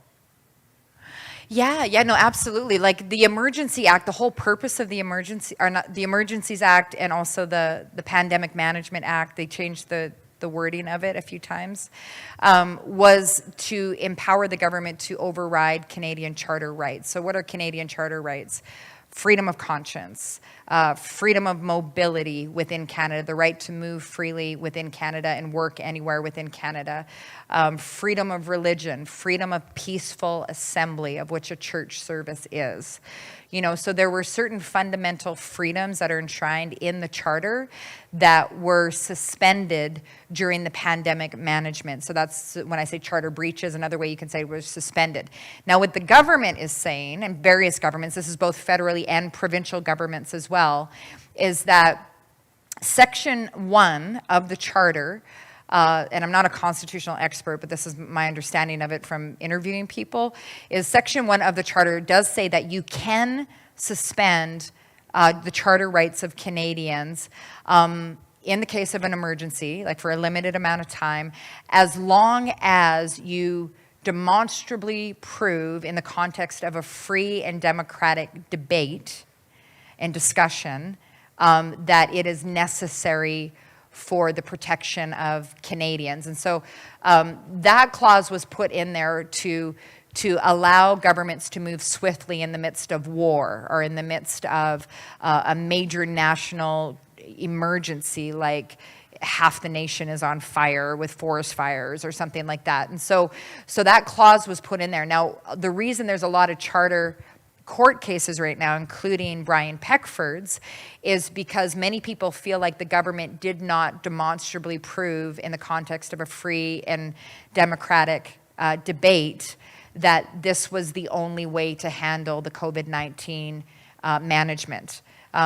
Many medical experts, you know, are across the world, you know, are saying that there were other ways that this could have been managed through therapeutics, through treatments, through quarantining the elderly, the at risk. And so this is why the court cases are happening right now, is because people are challenging whether or not it was legitimate for the governments to do this. And no government yet, provincial or federal, has actually laid out a case for why lockdowns were the only way to deal with the pandemic, and for why not allowing Canadians to travel, for example, right now, or not go in and out of the nation, you know, why this was the only way to do it. And so hopefully these court cases will actually deal with this, and hopefully they will be upright and just. Did that answer your question? It Yeah, ask a clarification. There's a lot to it. Considering that our charter rights specialists, which are our lawyers that specialize in charter, our charter rights as Canadians, I'm just wondering when they can go to bat against Mr. Trudeau, who seems to pull the straw out of the charter and just give him all the rights, and we lose our rights. We lose our human.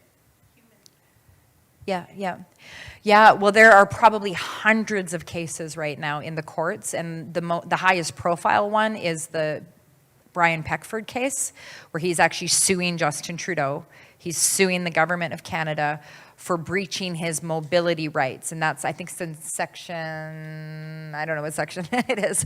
It's not section 2, it's one of the other ones. I think it's 6 or 7. And so, so people are suing Justin Trudeau. I don't know I don't know all the cases, and so I don't know exactly who and how and what the details are, but I do know the Brian Peckford case is going right there. So hope that encourages you. Okay, this wonderful lady right here had just put her hand up, so right here. I've heard about these cases, and so but I'm wondering, how long is it going to take for it all to be finalized? Like, is it years or is it months or what's?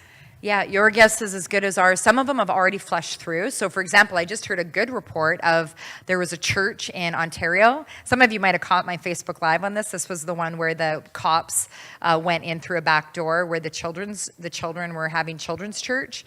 And so, so that church actually sued the municipal government and the police for breaching their charter rights to peaceful assembly, because they went in and broke up a church service and really rattled the children. And so these parents kind of went to bat over it, and they just won. The church won. So, yeah. Now that's not a case against Trudeau, but it is a charter win. And so, they're slowly working their way through the courts, but there's so many of them, right? So, yeah. Here's another hand over there. I'm definitely not a constitutional lawyer, though. I just can tell you what I've heard. So my name is Paul Borkart. Hi, Paul. I think we heard the question over here about voting. The two strategies: you either vote for, the names against the person you want, or vote for the one person you're in favor of. If you vote for 1 and 2. Do the second person's votes go to the first person's? Is that part of the process? It depends on the order. So, for example, if you put, let's say, for example, if you put Roman Baber first, okay, and you put Leslin second. So maybe you like Roman because he was the anti-mandates guy, and he spoke up for parents and mental health issues. And so let's say you put Roman first and Leslin second and nobody else. What would happen is if and when Roman dropped off, so he's your number 1, that's where your vote stays until Roman is no longer there. And so if Roman dropped off, then what it does is it pushes Leslin up to your number 1 position, and then Leslin gets the authority of your vote at that point. And then if Leslin drops off and you don't have anybody there, then you just disappear in the system at that point, and you haven't given your vote to anybody else in the process. Like I said, some people do that because it sends a statement like, listen, I want this kind of a candidate at the lead of the party. Others will load their ballot in order to block a candidate that they definitely don't want. So did that make sense? Okay. I'm Marlene Borkart, 15. I was just wondering if that list of swing ridings Yes. that you mentioned, is it on your For My Canada site where we can look at the locations another time? You know what? It's not. But what I will do is if you get on our email list tonight, I should have mentioned this. If you get on our email list, I'm going to send you a follow-up email, hopefully within 24 hours. And in that follow-up email, there's going to be a link to this presentation, a shorter version, some quick videos you can share with friends. And I'll also put that in the email. You can take a picture of it right now if you want to. But I'll put that in the email for anybody that signs up and gives us their email tonight, because I'll know that you were in the meeting tonight. Okay? And feel free to share that with your like-minded friends. And okay, we got one up here. Thank you. Sorry. need a drink of water. I keep hiccuping. I'm Don. Hi. Your preference at this time as a candidate, who do you feel gives the most biblical support in leadership? Okay, well, since you used the word biblical, you made my answer very easy.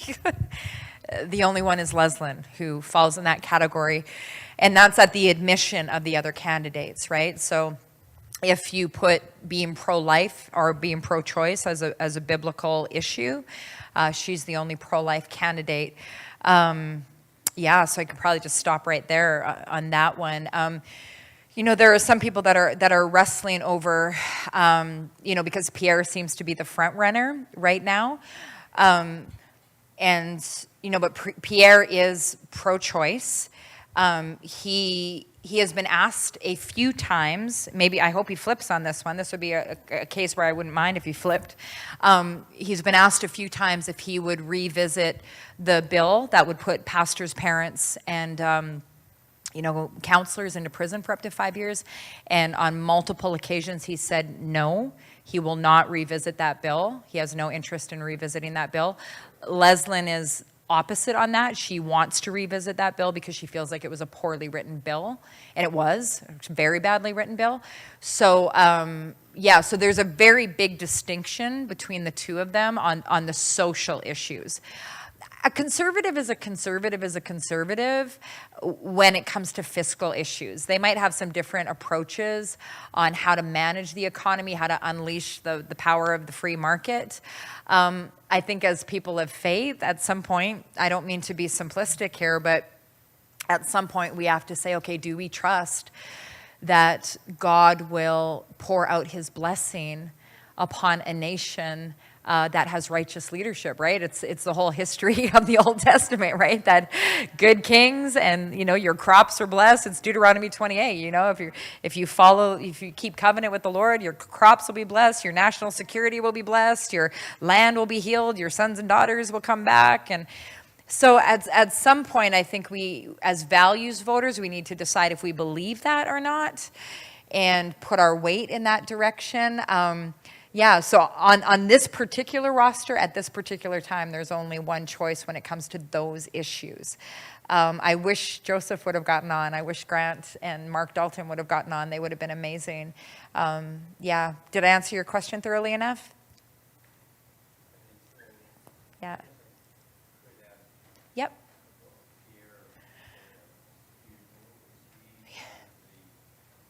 World Economic Forum?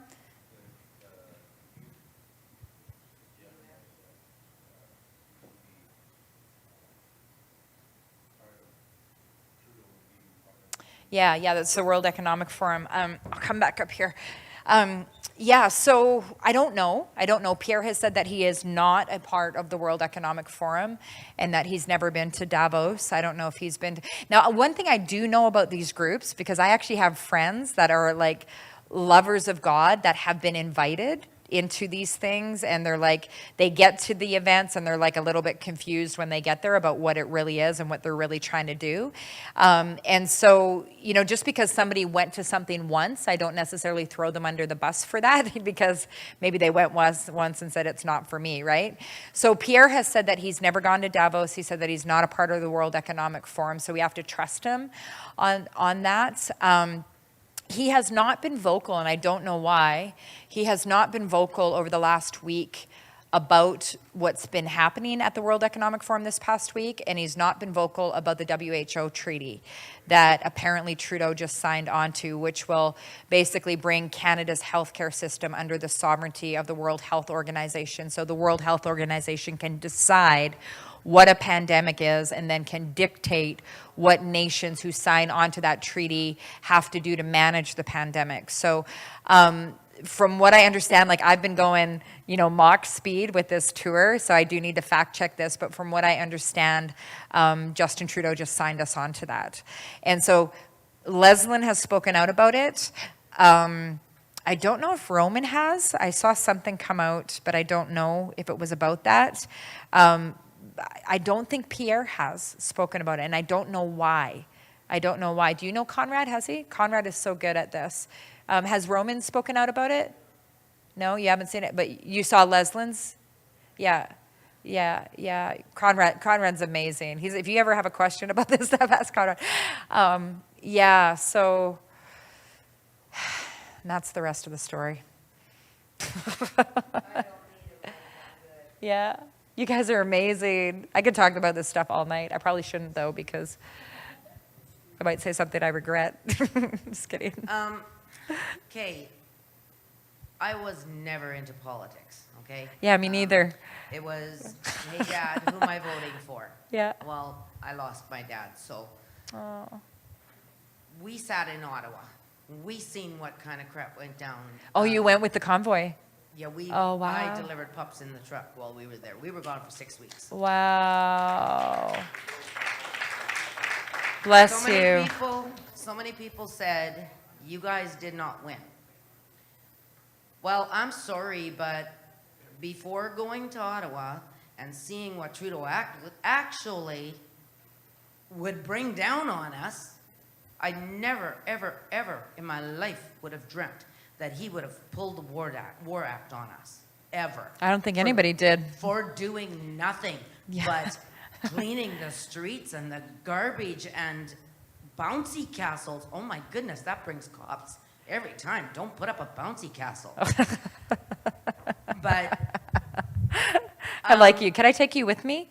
you absolutely could. I'd be right all in. You could probably do this presentation better than I We could. drive around with our flags, and I'll tell you, we get honks, and I just, yeah, proud and like whatever. So I'm my biggest, the kids.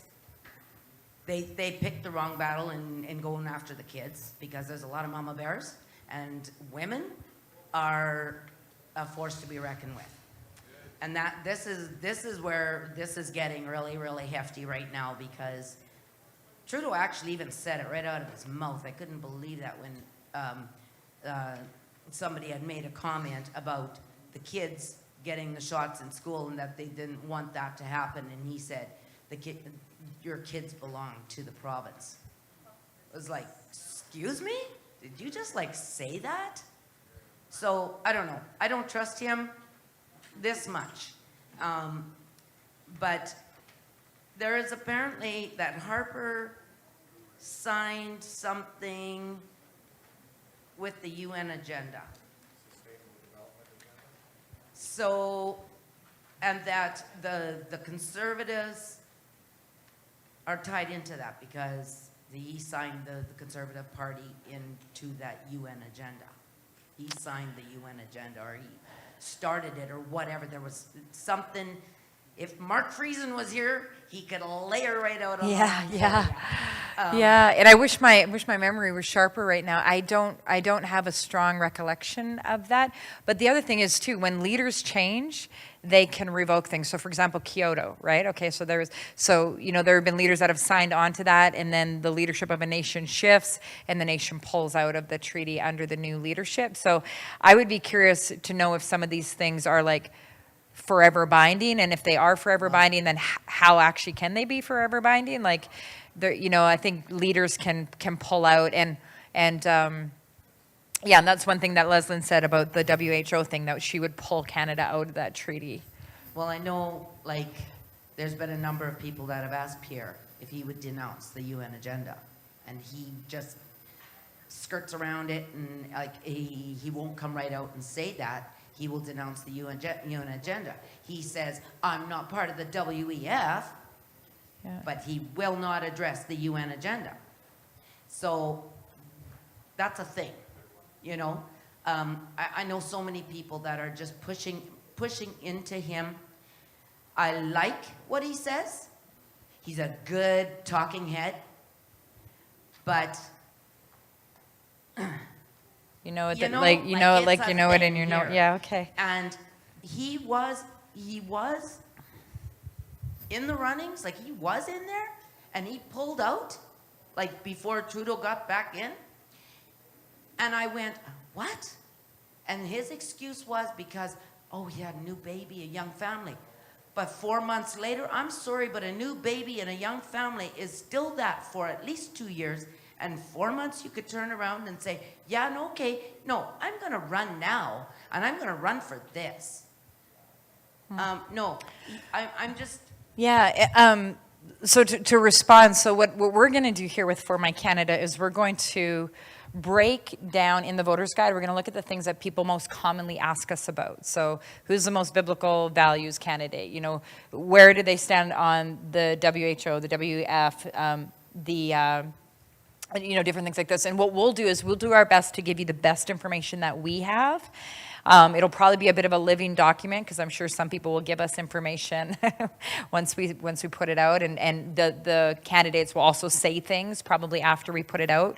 But we will do our best to give people all the data on where the candidates truly are on these issues as we see it, and then you can take that, you decide what issues matter most to you, because I think different people, some people it's the economy, some people it's the life issue, some people it's the freedom issue, and so we'll give that information, and but at the end of the day, each one of us has to go with our gut, right? You have to go with your intuition, because I would probably guess that in your case, your intuition has rarely lied.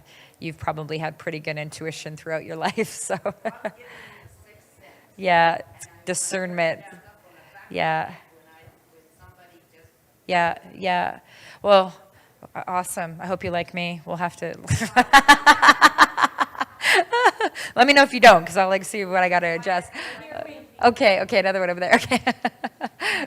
Hi, my name is Karen Bowler. Hi, Karen. Hi. And just as we've been talking about the process that you're going to be doing, there's another group called It Starts Right Now, and they've done some interviews and posted them. And this is what Pierre has said. That group exclusively looks at the abortion issue. Yes. Yeah, I know them well. They're amazing. Scott and Alyssa with Right Now. Yeah. Yes. And so with the abortion issue, he said that bills supporting adoption and helping pregnant women through crisis would succeed and do greater good. So that is, he would not be taking away the charitable status of abortion groups, from what I can gather from this. But he has also said that he would ban ministers from the World Economic Forum. So he has made a comment or a statement about that. Like cabinet ministers in his cabinet. Yeah, so he would ban them from that. Mm-hmm. Right. And my question, I mean, I drew this up in response to some of the conversation that was happening. Yeah, thank you. Sure. My question is do you have a recommendation for number 2 on a ballot? This is, I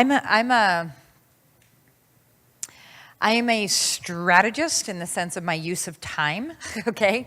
So for me, anything before June the 3rd that doesn't lead to people getting memberships to vote, to me, I feel like is actually a waste of time for me. Because at the end of the day, I can commentate and I can, do all these interviews with leaders and go to all these town hall meetings and never sign up anybody to vote. And what good have I done to the process other than form my opinion, which I could have done after June the 3rd?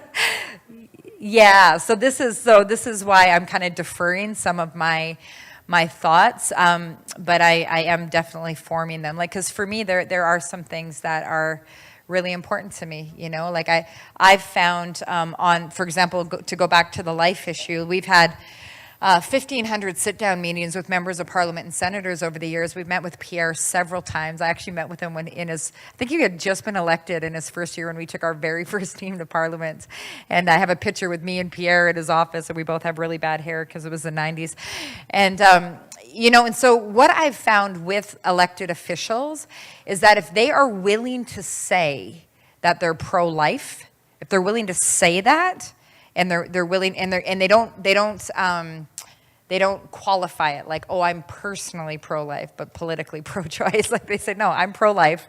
I will vote pro-life. I will be honest with my constituents that I'm pro-life. And if they're pro-life too, they'll vote for me, And so having that integrity, because what I've found is that people who are pro-life are almost always, actually they are always pro-parental rights, pro fiscal stewardship, pro pay down the debt, pro keep pastors out of prison, pro protect charitable status, you know? And so for me, that's my go-to, not because I'm a one-issue voter, but because it's almost been foolproof over the years that if somebody's pro-life and they have that basic regard for life and they're willing to take a stand for that in the public square, usually they've got a backbone on other important issues as well.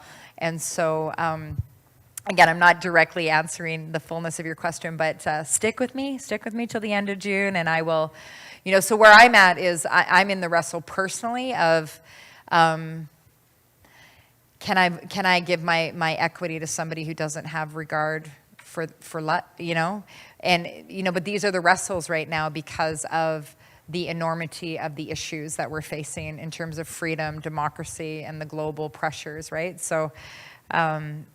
Yeah, these are the wrestles we'll have in the next couple weeks here. That was an awesome non-answer. I'm not a politician, but I actually kind of behaved like one right there. I'm so sorry. It's kind of more fatigue than. Go ahead. I like Pierre, to be honest. I think the more we pray for him, Yeah. the more he's going to come out on our side. But anyway, I have a question about provinces responsible for their own health authority. How can Mr. Trudeau throw our whole Canadian authority in a basket and give it to who? I think he's setting himself up for some big lawsuits. He cannot do that. Like our Saskatchewan healthcare is very different from Alberta's, because I've lived there. Yeah. So he cannot do that. What he'll probably do, which I think is what he did with the pandemic, is he'll just say that he'll withhold healthcare transfer payments. Yeah, like that's what he did with New Brunswick, for example. He said, listen, if you're not going to fund abortion centers with federal taxpayer money, then we will withhold the healthcare transfers, which was a very challenging thing for New Brunswick because of the massive need in the healthcare system because of the aging population. So that's been his MO in the past. I'm not making a prediction for the future, but if you say, how can he? Well, that's one way that he has in the past exerted his federal political influence through the budget. But, you know, I think you're probably right. I think there probably would be some lawsuits there. Hopefully we would have some strong conservative premiers that would, or value-based premiers from any party that would stand up against that. Hi, I'm Nicole. Hey, Nicole. First of all, thank you so much for all the years and time and resources you've poured over the years to educate us, and it's not in vain, so thank you. I wore my heart on my sleeve a bit tonight. I think it's just the It's so good. it's like so good. day number 78 of this whole thing, so Thank you. I appreciate it. Thanks. So 2025 feels so far away. Yeah. It is, but it isn't. For but real. Is there a possibility of like a snap election being called in some crazy world where a federal election would be called sooner? Yeah, anything's possible. It's really in the hands, at this point, it's in the hands of Jagmeet Singh or Justin Trudeau, right? So Justin Trudeau can prorogue Parliament whenever he wants to, right? Or call an election. Like he can go to the Governor General and say, we want to call an election, and he can trigger that. Jagmeet Singh can break coalition with him and vote against him in a non-confidence vote. So those two types of things could happen, but the Conservatives Bloc and Green cannot band together at this point to take down the government because they don't have the voter equity. They only have 153 votes between them. So yeah, so those are the only two options. So if that's, you know, that would be the prayer point, is that the marriage breaks up and then the government falls on a non-confidence vote. That would trigger an election, or Justin Trudeau just decides he wants an election. Oh, happy day. Okay, I think we had one other question up here, and then maybe I'll just make myself available to chat with anyone and see if the guys in the back need some help on the computers. Was there another question or no? Yeah, our friend. Okay. Hey. Hi. Hi. I don't have a question, but I just want to make a statement.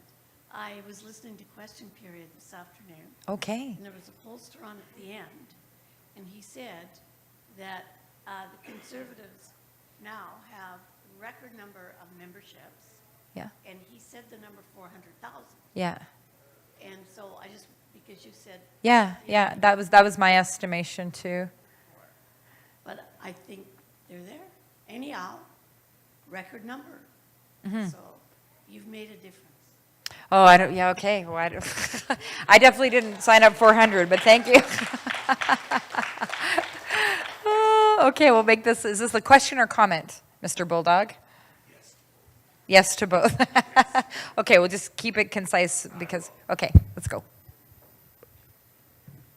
First, regarding pro-life, I found out last week that my daughter is 14 weeks pregnant. So I have never been more pro-life in my existence. Congratulations, Gramps. Thank you. But this comes down to this. In a country where approximately 6 million babies have been killed, and that's just a guesstimate, would you not want to vote for somebody who is pro-life? Because God's going to look down on this, and he's going to say, you sacrificed my babies. Would we not want a pro-life candidate to lead us? Yeah, I think so. Anyone else? I would love to see someone that has regard for life and has the courage to have a conversation on this, because the fact that Canada is the only Western nation that has no laws on abortion, like the only other nations in the world that have the same legislative status quo as Canada are China and North Korea.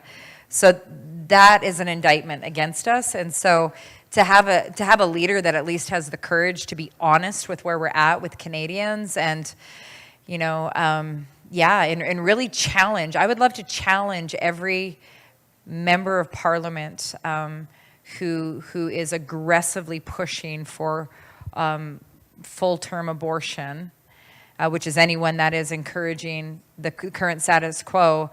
I would challenge them as to whether or not they've actually done the research on what a third trimester abortion is. And I would also say, if you have not done the research, if you have not seen one, if you have not done the research, you have no right to have an uninformed opinion on something that could possibly be taking the life of a human.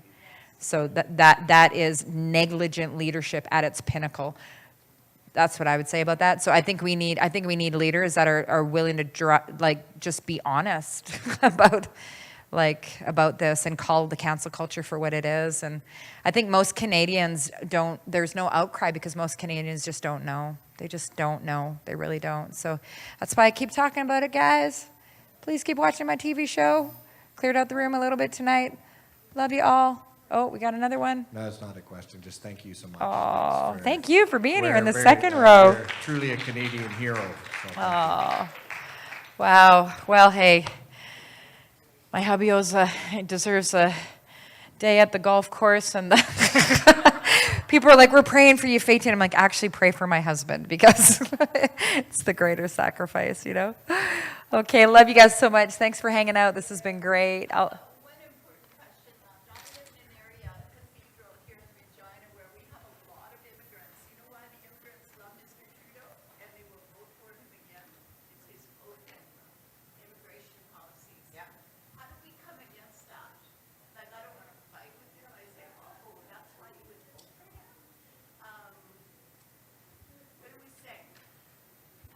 Well, I think you just open up, if that was me, I would just open up a conversation with them, and I would say, I would start to discuss just the full spectrum of liberal policy, yeah, and say, okay, did you know that when you vote for this person, that this is also what you vote for, and how do you feel about that, and are you okay with that? Because a lot of times they don't know. A lot of times they just don't know. And also, I remember, I think it was Andrew Scheer that talked about this, where he actually said like that statement is actually not true in the sense of its inference that the Conservatives are not pro-immigration. Apparently under Harper, The immigration numbers were like at a record high under Harper. The only difference is that they were administrated in a functional way. You didn't have people just crossing over the border with suitcases jumping the queue on people that have been waiting for 2 years for their citizenship. And so, and even a lot of the illegal border crossers themselves were incredibly disappointed when they came to Canada. I don't know if some of them are still living in hotels, but the living conditions were horrible. There was an over-promising, there's been entire tent villages in some parts of the nation with the immigrants because they've had nowhere to go. They haven't been able to speak the language. And so I think the difference with at least if you compare it to the last Conservative government, which is Harper, right, because there hasn't been one since then, is that there was more infrastructure to facilitate orderly immigration, which for sure was inconvenient for some because it's slow, right? Like my husband, it took him 4 years to get his citizenship. And so it's slow and it's expensive and, but it's orderly. And so I think that's the difference is the Conservative system. It was orderly and therefore more cumbersome. And Justin was just like, come on in. But when they came on in, they weren't necessarily cared for. And the burden of that fell on the provinces.